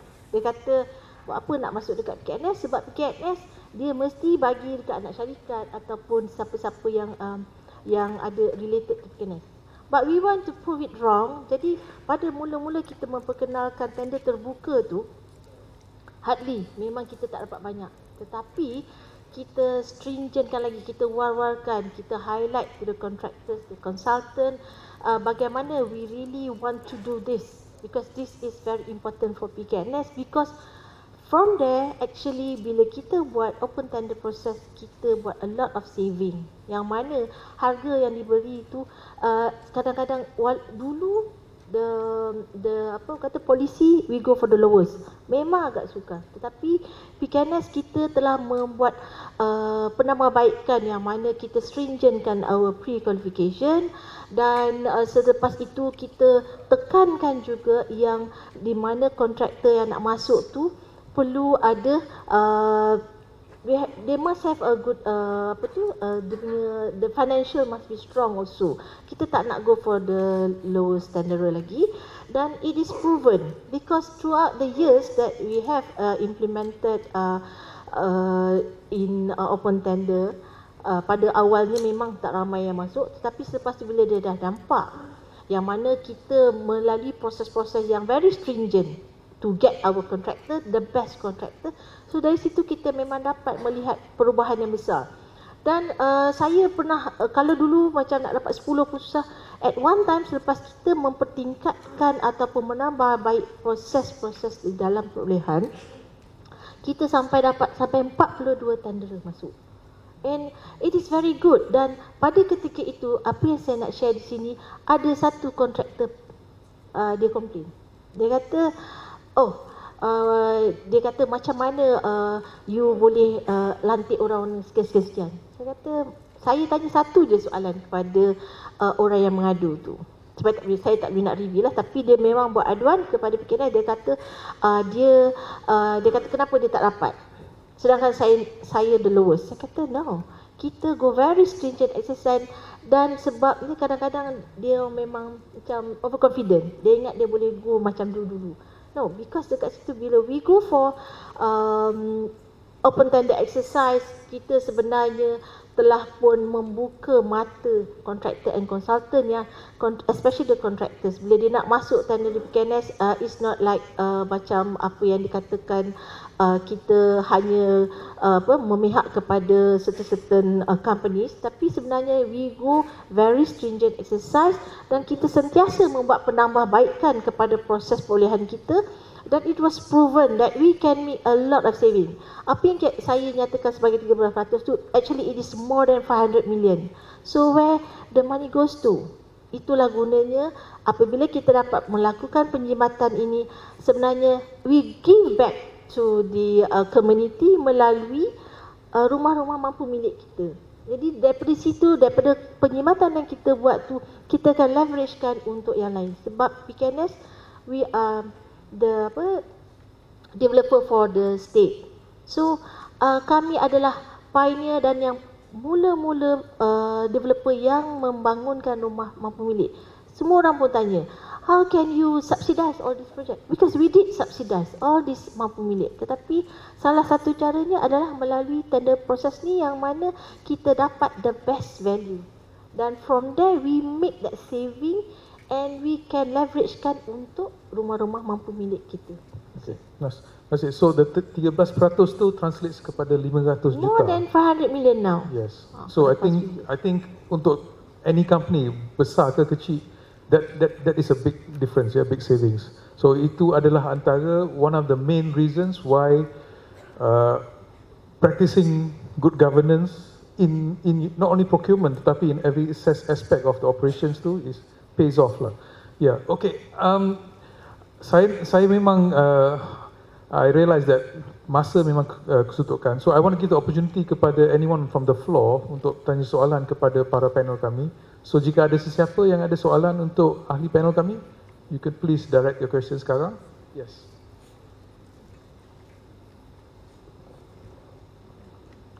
Assalamualaikum warahmatullahi wabarakatuh. Saya nak tunjukkan soalan ini pada Puan Hajar Normalis. So di dalam pemilihan melalui tender adalah jelas tentang pengisytiharan dan keluar daripada mesyuarat pemilihan jika seseorang pegawai yang terlibat itu mempunyai kepentingan. So bagaimana pula dengan masalah pemilihan melalui proses berharga? Sedangkan kita tanda tangan Integriti PAK. So adakah proses yang berbeza atau yang sama seperti mana proses tender? Terima kasih. Sebut harga.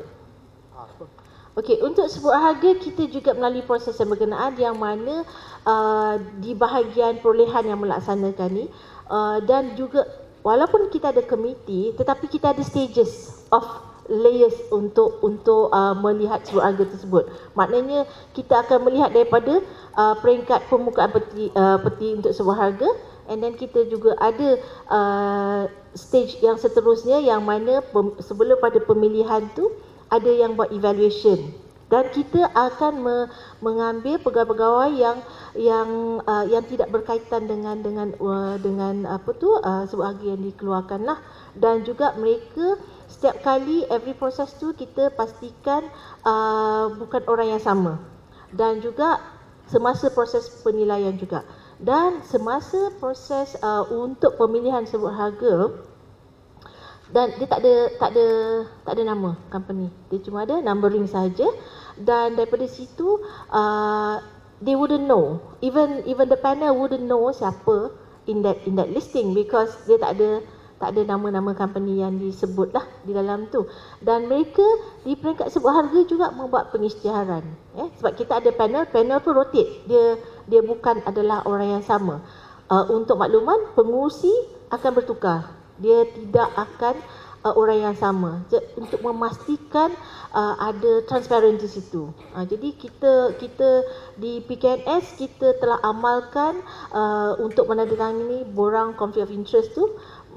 Setiap ahli jawatan kuasa, tak kira di peringkat daripada peringkat sebut harga, tender, dan juga semua jawatan kuasa di peringkat perbadanan dan board. Even board, walaupun Datuk Menteri Besar dulu pernah tanya lah, mantan kan, dia tanya, dia kata ni sekali ke saya? No, every time meeting, semua kena tantangan dan juga membuat ikhtiaran. Dan kalau orang kata, tak adalah dia takkan ni. Tak, they will declare. Because there is a situation whereby ada yang akan declare dan dia diminta untuk keluar daripada perbincangan tersebut. Well, sometimes people will say, okay, tak apa, dia boleh pat belakang, boleh cerita. No, the thing is that we have to start somewhere. Otherwise, it won't be happening. Tapi kita telah memastikan semua peringkat lapisan di PKNS memahami proses-proses berkenaan, and I'm very happy that our top management give full support for all the exercise in integrity di PKNS. Yeah. I think on that point tu, proses tu semua memang jelas, very clear. Tetapi apa yang perlu ditekankan ialah like what Dato' Sri mention tadi tu, ianya harus dilakukan tanpa kompromi. Yes, without compromise. Ada sebarang soalan lain? Any other question? Perhaps we can take one more untuk panel. Is there any questions? Okay, kalau tak, I want to wrap up dengan satu soalan. Sorry, ada. Okay, Assalamualaikum dan salam sejahtera. Saya nak tanya soalan ni kepada yang berbahagia Datuk Seri Mustafa ya. Saya begitu berminatlah bila Datuk Seri kata immigration menjalankan macam transformasi. Bagi saya transformasi itu macam a big picture lah, besar kan, berbanding dengan reform ke apa kan. Jadi saya nak tanyalah, sepanjang Datuk Seri menerajui immigration lah, dalam proses saya tengok daripada transform tu bertukar kepada keselamatan dan kedaulatan tanpa kompromi itu, apakah yang share best practice, apa yang Datuk Seri nampak perbezaan lah, kita buat perbandingan lah sebelum dengan masa datang. Okay.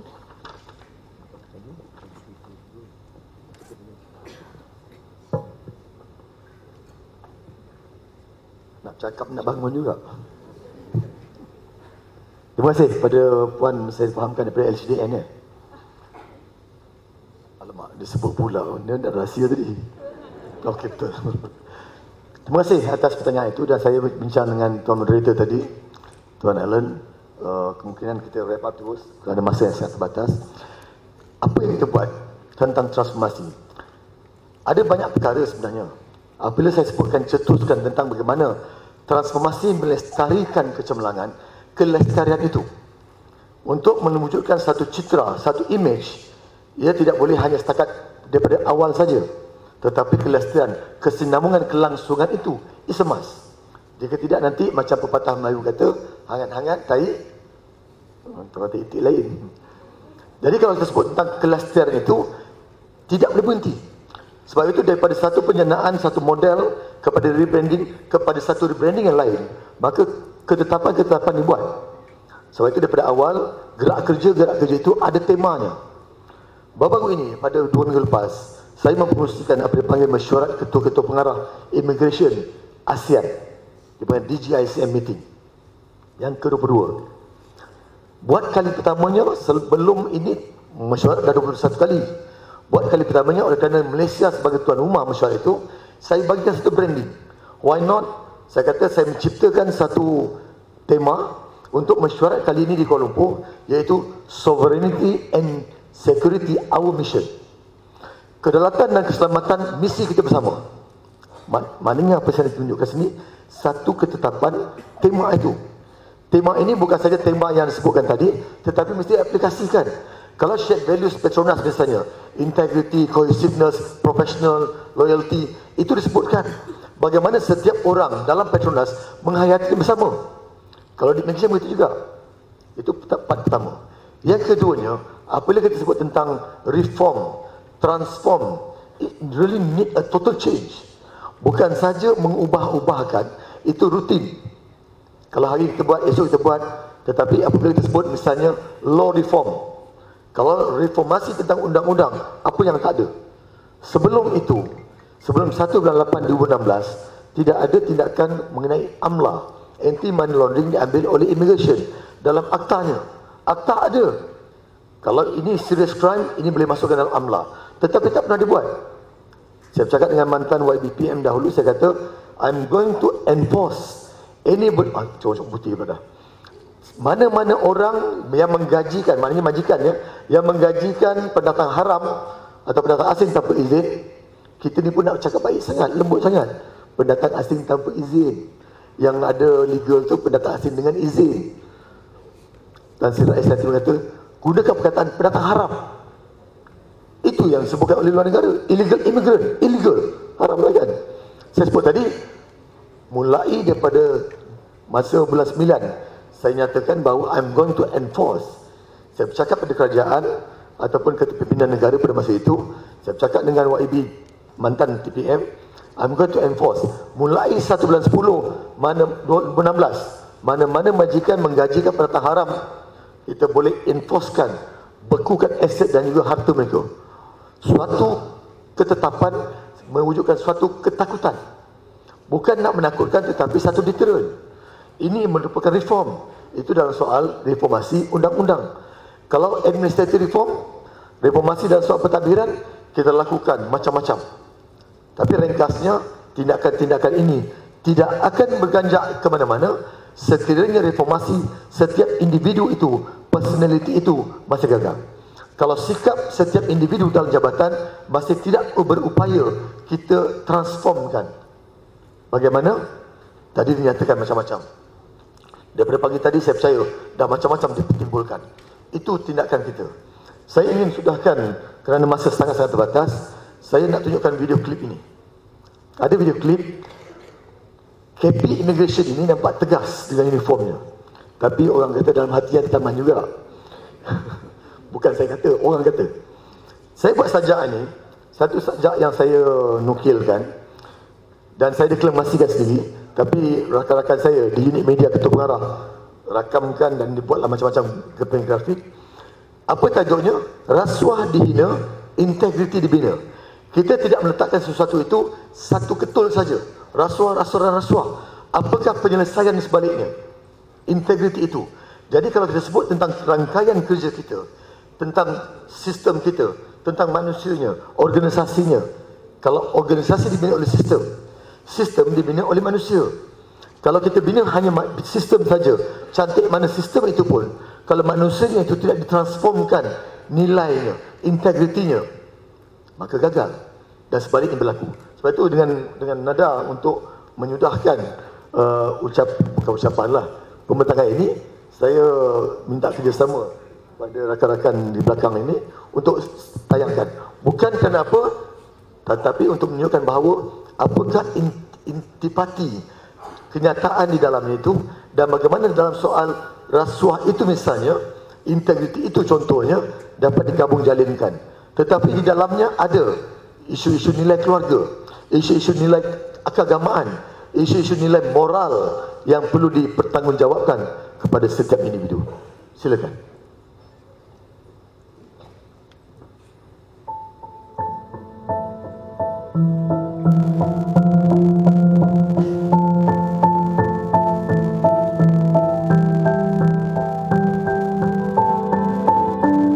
Rasuah, keranamu maruah terpenjara, keranamu hati tersiksa, keranamu insan sengsara, keranamu keluarga merana, keranamu wujud derita.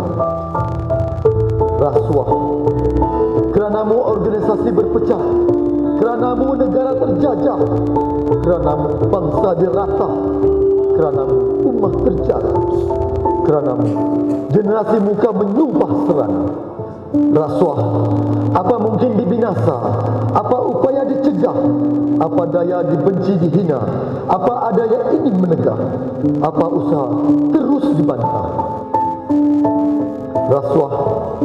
Tanpamu hati kan sentiasa bergembira. Tanpamu insan mulia. Tanpamu keluarga bahagia. Tanpamu masyarakat aman, sejahtera dan terpelihara. Tanpamu organisasi mekar berjasa. Tanpamu ummah hidup sentosa. Tanpamu syaitan tidak akan lagi tertawa. Rasuah. Sungguh engkau durjana, pelakunya angkara durhaka, rakus, sengaja menempat dosa. Alfa tegahan Nabi, tempat pelakunya di neraka. Anak isteri disuap harta haram tak diendah. Duniawinya akan sengsara, di akhirat menempah murka Allah. Lantaran integriti. Ku cari maknamu, kurung kaya taksir dan natijahmu. Jauh di sudut maknawiyah muncul pengertiannya. Integriti bukan dipapar pada indahnya. Tidak ia terbentuk pada wajah suka dan tawa. Tidak ia terbentuk pada wajah tangis dan duka. Integriti, ia suci dan kudus. Ia di hati dengan rimbunan takwa. Ia berkati syumur. Ia mendamba keikhlasan nurani. Ia terbina dengan kesucian hati. Integriti unggul, nilai abadi. Integriti, ia wajah keinsafan, taubah dan sufi. Ia bersifat mulia, tulus dan murni. Kata bicaraan susulan insaniah yang alami. Tidak ingkar pada murabbi, tidak menjauhi sunnah munabi. Integriti, terjemahan insan berilmu, beriman dan beramal. Rangkaian kata lokasinya dalam diri. Benteng ampuh menentang nafsu amarah. Kubuh kukuh membentras angkara durjana. Penghalang kepada parasit mendamba diri. Kota ampuh penangkis godaan dunia. Integriti, penyuluh insan menerangi bumi. Pelengkap manusia sebagai khalifah sejati. Penaung kepada yang tiada daya. Pengukuh kepada yang ingat sentiasa. Penghias diri menemui sila.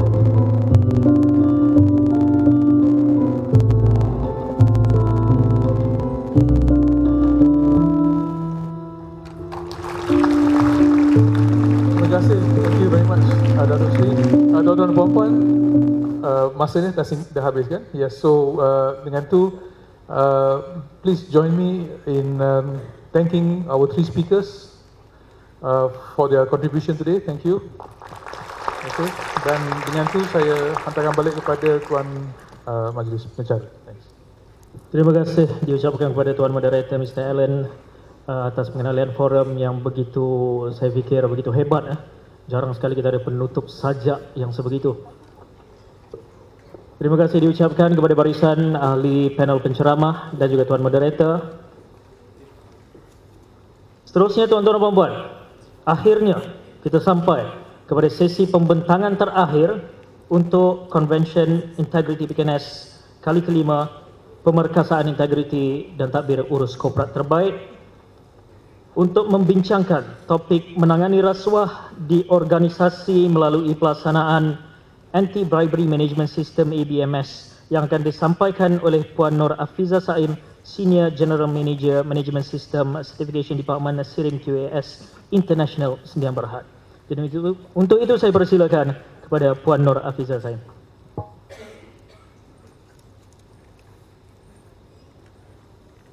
Terima kasih banyak Tuan Pengerusi Majlis. Assalamualaikum warahmatullahi wabarakatuh. Sebenarnya hati saya ni tak tenang sebab jadi the last speaker. Either I take it positively or I take it negatively. I think I will take it positively. Save the best for the last. But if I take it negatively, I don't have to say about that. Okay, I have to be very fast sebab 30 minit ni macam cepat sangat. Bila saya tengok presenter tu macam termengah-mengah. And they cannot, saya rasa saya ada dalam 30 slides. 30 tu banyak tu. Saya tak tahulah macam mana saya nak skip. But I think slide yang pertama ni menceritakan segalanya. Okay, slide.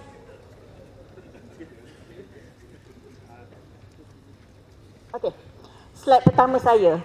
I think I can talk for 30 minutes on this slide. Kenapa? kenapa kita perlu implement anti-bribery management system. The word management system is very, very important here. Managing bribery. Nak cakap management system, anti-bribery management system tu terlalu panjang. So just remember, it's about managing bribery risk. How do you want to manage bribery risk? Itu je, ingat yang itu je cukup dah. So satu is to support sustainable development. Mungkin ramai yang tak sedar, corruption termasuk dalam salah satu daripada 17 goals of sustainable development. Corruption is one under goal number 16. Under goal number 16 of sustainable development. We're talking about sustainable development, but we don't really look into what exactly are the goals of sustainable development. Nanti saya akan tunjuklah lepas ni. Okey, yang keduanya ialah evidence of, kita selalu cakap kan, we pledge. But do we practice? So from pledge, nak pergi kepada practice tu, implementlah ABMS. Then you are practicing what you pledge. From pledge to practice, complete. Then number 3, it will help you to comply with the MACC Amendment Act 2018 yang diceritakan panjang lebar tadi oleh Mr. Chu, is it? Mr. Chu. Because I was not here just now. So, how are you going to ensure that corporate liability, kita boleh selamat daripada this new requirement of corporate liability. Dan keempatnya ialah, mungkin yang ini pun ada yang tak tahu that kita di Malaysia ada Malaysian Code of Corporate Governance, MCCG 2017 yang dikeluarkan oleh Suruhanjaya Security Malaysia. And this is a requirement for those yang listed under the bursa, yang public listed. So you have to comply to this. And dalam sini pun dia ada menyatakan that the organisation have to conduct risk management. And risiko tu termasuklah risiko to bribery and corruption. So all these requirements ni, all this, if you have anti-bribery management system, I would say boleh tidur dengan nyenyak lah sikit. Kalau tak ada ABMS kan dia risau. Okay, kita ni tak comply dengan MCCG, kita comply tak comply dengan nanti akta SPRM, okay, and a lot more. Okay, now sustainable development goals. Boleh tak ISO standards membantu untuk achieve sustainable development goals? Masa saya present this dekat an international punya meeting, IQNet, they call it, they really like it. Because tak ramai orang really look into ISO standards ni, relatekan dengan sustainable development goals. Okay, so I will show you. It really helps. ISO standards. Orang ingat ISO standard just certificate masuk tender. But look at it broader, lebih tinggi. Macam tadi Dato ada cakap tadi kan. It's about your passion. Bukan sebab kena buat nak dapat sertifikat, dapat sijil. Okay, because we want to do it, because we want to take care of the future generation. And one of it is to manage bribery. Okay, so the next one, okay, I want to show you, these are all the ISO standards. Ada beribu-ribu ISO standards. For your information, not only ISO 9000, ISO 14000, ISO 37001, ada beribu standards yang ISO dah keluarkan. ISO is an international organisation yang develop international standards, ya. So, all these standards adalah membantu untuk achieve sustainable development, sebab especially those yang management system, for example the first one, environmental management system, dalam sustainable development dia ada bercerita pasal clean air, clean water, clean land. You have to protect the land, we have to protect the environment. So kalau you ada implement ISO 14001, of course you membantu to achieve that goals. Sama juga if you look at the last one, 37001, ini bukan hanya yang ada kat sini ya, ada beribu as I said, and SIRIM kita dah offered about 50 schemes, 50 standards for certification, for your information. Okay, anti-bribery is about, you manage bribery in your organization because of you want to achieve one of the sustainable development goals, which is goal number 16. Okay, so sustainable development is actually development that meets the needs of the present without compromising the ability of future generations to meet their own needs. So kita kena ingat, kita tak nak hari ni kita mewah, but anak cucu kita miskin. This is about sustainable development. So kita kena ingat bila kita buat ISO, ingat sustainable development. Bukan ingat sijil, SIRIM. Jangan ingat tu je. Ingat anak cucu dan our future generation. So this is the way I want to drive all organizations to implement ISO standards. It is good, but ada yang dapat sijil, yang sijil not a valid one, yang beli punya. So yang itu you janganlah campurkan dengan yang betul-betul orang kata apa, yang valid sijil. Okay, this is the sustainable development goal. Nanti balik you all boleh Google. Bacalah, Google lah. Everybody have to know this. And everybody in the world, bukan saja di Malaysia, in the world, worldwide, we have to achieve these sustainable development goals. Kalau kita faham sustainable development goals ni, kita akan jadi very susah hati, risau. Sebab apa yang terjadi sekarang ni, kita merosakkan banyak benda dan tak tahulah our future generation boleh hidup dengan macam mana kita hidup pada hari ini atau tidak. Okay. So, as I said, Sustainable Development Goal 16, Peace and Justice. Baca yang this one. Kalau tak nak baca nombor 1, 2, 3, 4, 5, baca nombor 16 pun cukup lah. Okay, to combat crime and corruption. Bacalah balik, tak ada masa. Saya ni kena cepat. Okay. ISO, patutlah saya tak nampak, tak ada mata. Okay, now, this slide is also very important. 37001 is an international standard. Remember that.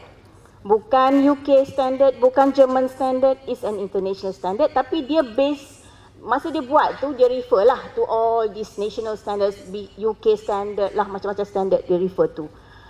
Okay, and nombor 2, yang merah tu very important. Design to guide organisation to prevent. The word prevent tu powerful.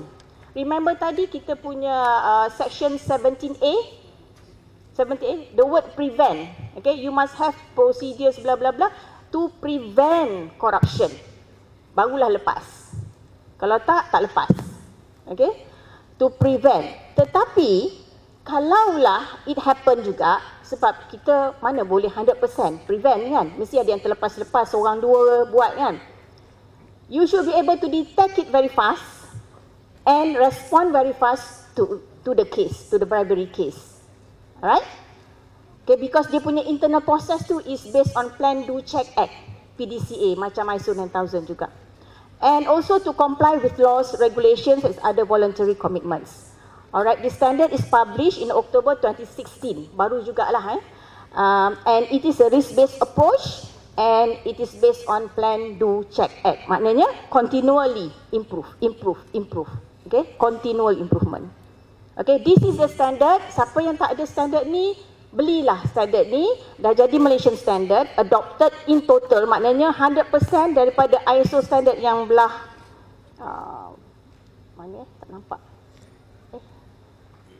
You boleh nampak kan ISO standard yang belah kiri tu, 100% kita adopt jadi Malaysian standard. Jadi bila dah jadi Malaysian standard, untung. Dia murah. Kalau you beli yang belah kiri tu ISO standard saja, it will cost you about RM800. Kalau you beli yang Malaysian standard tu is about maybe RM80 saja. Okay? So that's why lah Department of Standards Malaysia dia adopt jadikan Malaysian standard, because this standard dia tahu dia ramai orang akan beli, akan pakai. Jadi dia adopt. Okay. Alright, as I said, it helps, ISO 9000 helps to reduce risk of bribery. Macam mana dia help to reduce risk of bribery? Sebab dia akan look into all activities in your organisation. And from that activity dia akan tengok, dia akan evaluate the risk, identify the risk, analyse the risk and evaluate the risk. Lepas tu kalau risk tu tinggi, you have to come up with an action. So action can be many ways. It can be procedure, it can be macam-macam lah. Salah satu daripada action can be daripada manually, you automatekan dia. Jadi tak ada interaction dengan orang, lagi bagus. Tak ada corruption. Dengan mesin you tak ada corruption. You tak boleh beli mesin. Okay. And then satu lagi that I want to stress here is that conformity to ISO 37001 cannot provide assurance that no bribery has occurred or will occur. Okay, dia tak boleh provide, okay, guarantee no bribery at all. Tak boleh. Tetapi dia based on risk. Dia boleh mengurangkan risiko risk tu. Okay, bila kita boleh kurangkan risiko risk terjadi, the probability that kita boleh achieve our bribery objective, mungkin zero tolerance to bribery, boleh dicapai. Boleh dicapai. Okay, jadi lagi lower the risk you turunkan, lagi tinggi, lagi most probable that you can achieve your bribery objective. Itu je konsep dia. Very simple. Actually, management system ni very simple je. Sama je. Okay. Apa dah terjadi? Okay. Okay. Ni I want to show CISM. CISM kita compare dengan 37001. Apa difference-nya? Bukan sama je. So kalau you have already implemented 37001, maknanya you dah comply lah to CISM. Dalam CISM ada the policy, corruption risk management, okay, CRM, semua tu dalam 37001 pun ada. Jadi apa yang dicakap tadi oleh lawyer kita tadi kan, you have to have this. InsyaAllah sebenarnya dalam 37001 semua ada. Due diligence lah, training lah. Because you have to prove. Okay, you have to prove in court. Kalau lah terjadi lah kan, you have to prove in court. Records everything. And 37001 requires all that. So sebelum you kena soal dengan lawyer dalam court, you kena soal dulu dengan auditor. Auditor sirim lah. Bukan auditor general. Auditor sirim dulu akan tanya you. How do you ensure, okay, your staff tak ambil bribery? Dan dia akan cerita, okay, kalau dia puas hati, then should be okay. Lepaslah. Okay. Okay, satu lagi that I want to tell. Many SME says that, alah, sistem ni susah lah, kita SME je. Macam mana kita nak comply? Jangan risau. Be it you SME, small, medium, large, multinational, this standard is designed to be practical for all types of organisation. Be it government, non-government or what not. 5 orang pun boleh implement ABMS tau. Don't worry, lagi senang, lagi mudah sebab aktiviti you lagi sikit, orang lagi sikit. Okay? Kalau you buat due diligence kat orang tu 5 orang je. Kalau macam tadi Petronas ada 20,000, imagine macam mana dia dapat 20,000. Memanglah susah. Jangan compare you dengan Petronas. Okay? So this system lagi kecil, lagi simple you proses, audit pun 1 hari je. So it's cheaper as compared to yang lagi kompleks, lagi besar. Jadi tak ada reason saying that I don't want, I tak boleh, tak mampu, terlalu susah. I just met tadi pukul 2, I go back sekejap kat office saya, one SME, okay, dia kata dia masuk tender, dia kena ada this certificate lah, this certificate. Tapi Dia kata dia small aja, kecil aja, boleh ke? Kata no worry. I come to your place 1 jam, I brief you how to do, I brief you lah what about the standard and what you need to do. Lepas tu you buat. And then lepas ni nanti saya akan tunjuk lah how much it cost. I save the best for the last. Okay, high level structure. Sebab sekarang ISO semua management system use the same high level structure. Elemen dia sama je. Jadi for those yang ada ISO 6000 ke 14000 lagi senang. You use the same procedures, expand it to anti-bribery saja. Okay, yang susah is to buat assessment, risk assessment. And anti-bribery risk assessment tu yang a bit difficult. Tapi I believe most of you dah buat dah pun. Bribery risk assessment, mungkin tak komprehensif aja. Okay, so kalau you tengok sama aja. Tak keluar. Okay, daripada nombor 1 sampai nombor 10. Jadi you boleh integratekan sistem ni ABMS dengan your existing yang you ada 9000 ke whatever tu. Very easy. Dalam masa sebulan boleh siap dah. Cuma masalah dia implementation. Kalau orang tak nak implement, orang lah, it's about people. Kalau dia tak nak ikut juga prosedur, dia tak nak dengar cakap kita, itu je masalah dia. Masalah dia bukan nak develop the procedures. Masalah dia lah masalah orang. Okay, now sikit I nak tunjuk tadi, because tadi lawyer tadi ada mention about certain benda, dia cakap pasal compliance person, compliance person. Dalam 37001 ada juga mention about under clause 5 leadership anti-bribery compliance function.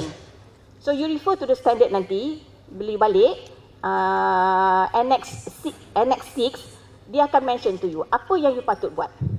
Okay, under this requirement anti-bribery compliance function. Dia bukan saja person, function. And that person pun kena competent. Dia ada lagi clause, the competency lagi. Okay, and then under planning, this is where for those yang dah implement corruption risk management, you dah comply dah to this. Because under clause 6, dia talk about taking action from the risk assessment to achieve anti-bribery objective. So kalau you dah identify the risk as high or significant, you take action to reduce the risk, then the probability that you will achieve anti-bribery objective will be higher. And this is the concept. And then under operation dia ada talk about due diligence. Due diligence required for operations that is above low bribery risk. Above low, maknanya medium, high, significant, lagi tinggi, semua kena buat due diligence. So, kalau you ada subcon ke, you ada supplier ke, kalau it is medium risk, then kena buat due diligence. Jadi apa yang, kalau you implement this ABMS 37001, you tak payah worry about macam mana ni kita nak proof dekat court ni, yang ni. Follow je lah ABMS. Okay. Then you nampak kan, control of business associates to reduce bribery risk. Semua ada. Okay. I go very fast sebab masa ni dah short. Tak nak hold you sampai pukul 5. Performance evaluation. Okay. You have to monitor, you have to evaluate the performance. You have to conduct internal audit. Okay. The review must be done by the review. Tadi ada soalan about I as the compliance, I am holding compliance function, will I be also responsible, head responsible? Okay. You must do review by anti-bribery compliance function. Kalau you ada buat review, you ada do whatever responsibility is required under this standard, you tak payah risau. Okay, you can prove. Okay, I've done this, but this person memang dia buat on its own, dia sendiri nak buat. Okay, review by top management, but the most beautiful thing about this standard as compared to other management system standard ISO is that dia ada talk about governing body. Other ISO standard dia tak talk about governing body. So this is the most, orang kata valuable standard lah, valuable clause dalam this standard. They talk about governing body. So governing body maybe a board of directors. So bila kita audit, kita will ask the client to buat appointment lah dengan the board of directors, the chairman ataupun any of the member of the board. Dia akan tanya dia, because the responsibility of the board is to oversee the bribery risk for the organisation. Macam tadi Dato ada cakap kan, mention about MRT Corp. Okay, MRT Corp memang they overseas. Okay, dia masukkan, in fact I like it because dia masukkan bribery risk ni dalam enterprise risk management. That is the best way to do it. Sebab sekarang if you go back, almost all organisation ada buat enterprise risk management. Tetapi they focus only on financial lah, on reputation lah, on legal lah. Why not just masukkan bribery risk? Itu je, senang. Okay? And most organisation dia ada one department, risk management department, yang take care of this. So kita tak payahlah. So biar dia yang take care of it. Tapi kita yang tolong identify the bribery risk and tolong identify the actions that need to be taken to reduce the risk. Okay. Alright, tadi ni tadi dah cerita panjang lebar lah about the new act tu. Saya tak payah, I don't have to go through. Okay, ini gambar saya nak tunjuk sebab apa? Saya nak tunjuk that when we do something, we have to do in a team. In Malaysia macam tadi Tan Sri mention, we have to sit down together, this. Kita kena sit down together. We started off this 37,001 with a pilot program. Okay, and dalam pilot program ni kita work in a team. SIRIM, MACC, ACIO, MAKA, lagi apa. We sit down together and then kita pun sama-sama sebenarnya pada masa tu semua tak tahu pun apa 37,001 is all about. Tapi yang ini ada expertise ni, yang ni ada dia punya expertise. So kita combinekan all this expertise dan kita panggil client, about 11 of them. We sit down, kita buat workshop. Okay. Dalam masa 4 bulan aja dah siap the system. And bukan calang-calang punya organisasi yang masuk ni. Bukan small organisation, big organisation. Okay, and berjaya. Dapatkan certification pada bulan November tahun 2017. And these are all the organizations. What I want to say here, stress here is that one, certification is not expensive. Itu kita kena buang. Okay, sebab kadang-kadang kita campurkan the cost of certification dengan the cost of consultation. Bila you combine the cost of certification and consultation, jadi besar lah. Oh, ini certification cost, banyaknya, pening kepala SME. Sebenarnya certification kalau SME tu tak sampai 5,000 setahun. Kalau the next year tu 1/3 of that, mungkin dalam 3,000 je. Tetapi bila you combinekan dengan you bayar untuk training, panggil konsultan bagi training, bla bla bla bla, of course it become very big. Right? I shouldn't say this. Okay. Now, I want to say something but I shouldn't say. Okay, so these are all the 11 companies yang pioneer, yang dapat dia certified, yang kita masukkan dalam pilot and successfully dia dah certified, and I hope they will keep on. Remember, this is a PDCA concept. Keep on improving and reducing the risk. Okay, tak boleh stop aja kat sini. Because I wouldn't say they are tip-top. Sorry, Nuri, still banyak lagi improvement kena buat. Tapi at least they are brave enough to implement and to get certified. At least one step. So the ball is rolling dah sekarang. Dah rolling. So now, mana yang belum lagi, baca dulu standard, fahamkan, implement terus. Balik you boleh baca tu, you boleh, oh I kena buat ni. Then you confident, go for certification. Sebab apa? Kalau kita dah buat sistem, tak ada third party orang luar datang and assess. You tak ada, mungkin sekarang ni you ada lah kat situ. Kok kena pindah ke tempat lain, then dah nobody will continue. Dah habis, jatuh balik. Go back to the drain. Dah habis masa ke ni? Dah habis masa ya? Oh, ada 5 minit. Oh, alamak, 5 minit je. Okay, and we have more in the pipeline. And many more. Ini hanya a few yang saya letak kat sini. MRT Corp, of course, very soon will get certificate. Yayasan Sabah, MIC, Puspakom, LHDN yang tadi ni, TUDM, Pharma Niaga tengah audit hari ni, and many more. So don't be afraid. Don't be afraid. This is not something yang alamak macam susah nak buat. No. You have to be brave enough. Certification process ni saya skip je lah ya. Ni certificate kalau you dapat 2 certificate tau daripada SIRIM. Satu IQNet certificate, satu lagi SIRIM QS punya. Yang IQNet certificate ni is worldwide recognized ya. Worldwide recognized because we are internationally recognized. Kalau ada orang kata SIRIM tak internationally recognized tu, please contact me. Okay, sebab ada orang yang masih kata oh sebab SIRIM local. No. We have certified companies overseas, not only in Malaysia. Okay. Ni yang I think you are very interested in this lah. Okay, the course ini year 1 lah. Tahun yang pertama memang mahal sikit sebab ada application fee 500 and our audit fee is 1,500 per auditor day. Satu hari satu auditor 1,500 and annual fee is setiap tahun 1,000. Okay, so kalau first year for medium size organisation, mungkin application fee 500, stage 1 audit 2 auditor day, stage 2 audit 4 auditor day, annual fee what 10k je setahun. Tahun yang kedua 1/3 of that mungkin 3,000. Tahun ketiga pun 1/3 of that. Tahun keempat baru dia certificate tu dia kena renew, kita buat dipanggil reassessment, mungkin 2/3 of the initial first year tu, 2/3 of 10,000. Macam tu je, very simple. Kan?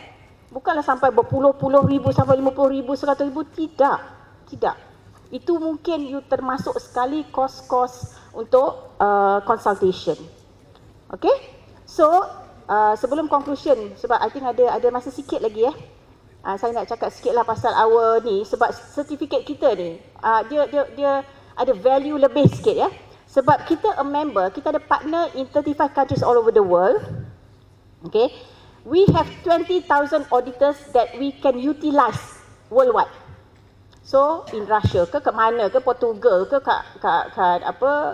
everywhere, Sweden, if you have your business there, we can audit, we can use the local dekat that country to do it on our behalf. And same juga dia pun boleh guna kita. So that's why I said certificate kita ni laku. Cuma kita je Malaysian, local. Tak mata biru, tak blonde. Tapi we are internationally recognized. Okay. And ada yang kata, oh sekarang SIRIM dah accredited ke belum? On this. Why worry about accreditation? Kata, dah internationally recognized certificate pun. Okay. And then we are also waiting for DSM, Department of Standards Malaysia, to accredit us. So sekarang diorang tengah develop the documentation untuk audit kita. Belum siap lagi. So kita tunggulah dia siap, kita go je lah. Kita boleh go for UCAS, United Kingdom punya accreditation. But why we have to go to UCAS? Made in Malaysia lah. Kita ada DSM.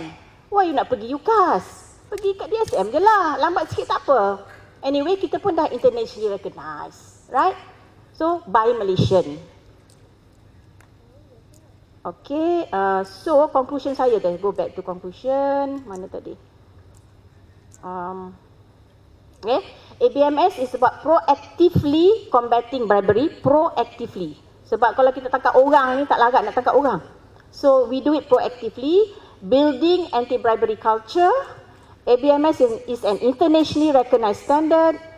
And ABMS certification may prevent organization from being fined under Section 17A. And the establishment and implementation of ABMS is not expensive, but the benefit is huge. And also, SIRIM QS is a local CB, but we are internationally recognized. So does our certificate. With that, thank you very much. Any question? Okay ke? Boleh question? Boleh, ada Q&A. Ada any question? Kita buka satu peluang untuk satu soalan ditujukan kepada Tuan Hafizah. Ada? Sebelum balik ni, last Topik punya. Okey, tak ada agak ni. Okey, You can contact us kalau ada soalan apa-apa. You can contact us. Twitter ada, Facebook ada, website ada. Just ni nanti kita akan reply to you. Okay? Thank you very much. Terima kasih diucapkan tepukan sekali lagi tuan-tuan dan puan kepada Puan Nur Hafizah Saim, Senior General Manager di Sirim QS International Sdn Bhd. Maka dengan itu, tuan-tuan dan puan, berakhirnya pembentangan daripada Puan Nur Hafizah tadi, maka berakhirlah sudah Konvensyen Integriti PKNS kali kelima Pemeriksaan Integriti dan Tadbir Urus Korporat Terbaik. Sebelum kita menutup tirai majlis kita pada hari ini, izinkan saya untuk menyampaikan beberapa makluman kepada tuan-tuan dan puan. Ada 5 makluman, ringkas saja. Yang pertama, borang penilaian yang kita sediakan di atas meja tuan-tuan dan puan diharapkan dapat mengisi borang penilaian tersebut dan tinggalkan saja di atas meja kerana urus setia kami akan kutip selepas majlis berakhir nanti. Perkara kedua, diingatkan sekali lagi, parking tiket tuan-tuan dan puan setelah dicop, tiket parking tersebut perlu di-validate di tempat-tempat yang saya dah maklumkan tadi. Yang ketiga, tuan-tuan dan puan, setiap peserta akan mendapat sijil penyertaan yang mana kita akan postkan ke pejabat tuan-tuan dan puan-puan, kemudian mengikut alamat yang tertera di borang pendaftaran. Sekiranya terdapat berlaku ada sebarang penukaran alamat, boleh maklumkan kepada pihak urus setia yang berada di luar. Dan yang keempat, sekali lagi diingatkan, sebarang slides nota-nota yang digunakan oleh panel penceramah akan di-emailkan kepada tuan-tuan dan puan-puan selewat-lewatnya esok. Dan yang terakhir, sekali lagi saya jemput tuan-tuan dan puan-puan, singgah-singgahlah ke booth di belakang sana daripada PKNS, daripada SPRM dan juga Institut Integriti Malaysia, sambil-sambil kita nak pulang dan minum petang sebentar lagi. Jadi sekali lagi tuan-tuan dan puan-puan, terima kasih tepukan untuk tuan-tuan dan puan-puan kerana sudi untuk hadir menjadi ejen perubahan, membawa ataupun menunjangkan integriti di organisasi masing-masing. Terima kasih sekali lagi diucapkan atas kesudian tuan-tuan dan puan-puan. Saya mewakili pihak urus setia ingin menyusun 10 jari mohon ampun dan maaf sekiranya terdapat sebarang kesilapan maupun kekurangan sepanjang kami menganjurkan majlis. InsyaAllah kita akan berjumpa lagi 2 tahun lagi di dalam konvensyen seterusnya Integriti PKNS, insyaAllah. Jadi sekali lagi terima kasih tuan-tuan dan puan-puan, sehingga kita bertemu lagi. Sekian daripada saya Sobri Zainal daripada bahagian komunikasi Korporat PKNS sebagai pemudah cara tuan-tuan dan puan-puan pada hari ini. Sehingga kita bertemu lagi. Assalamualaikum, selamat petang, salam sejahtera.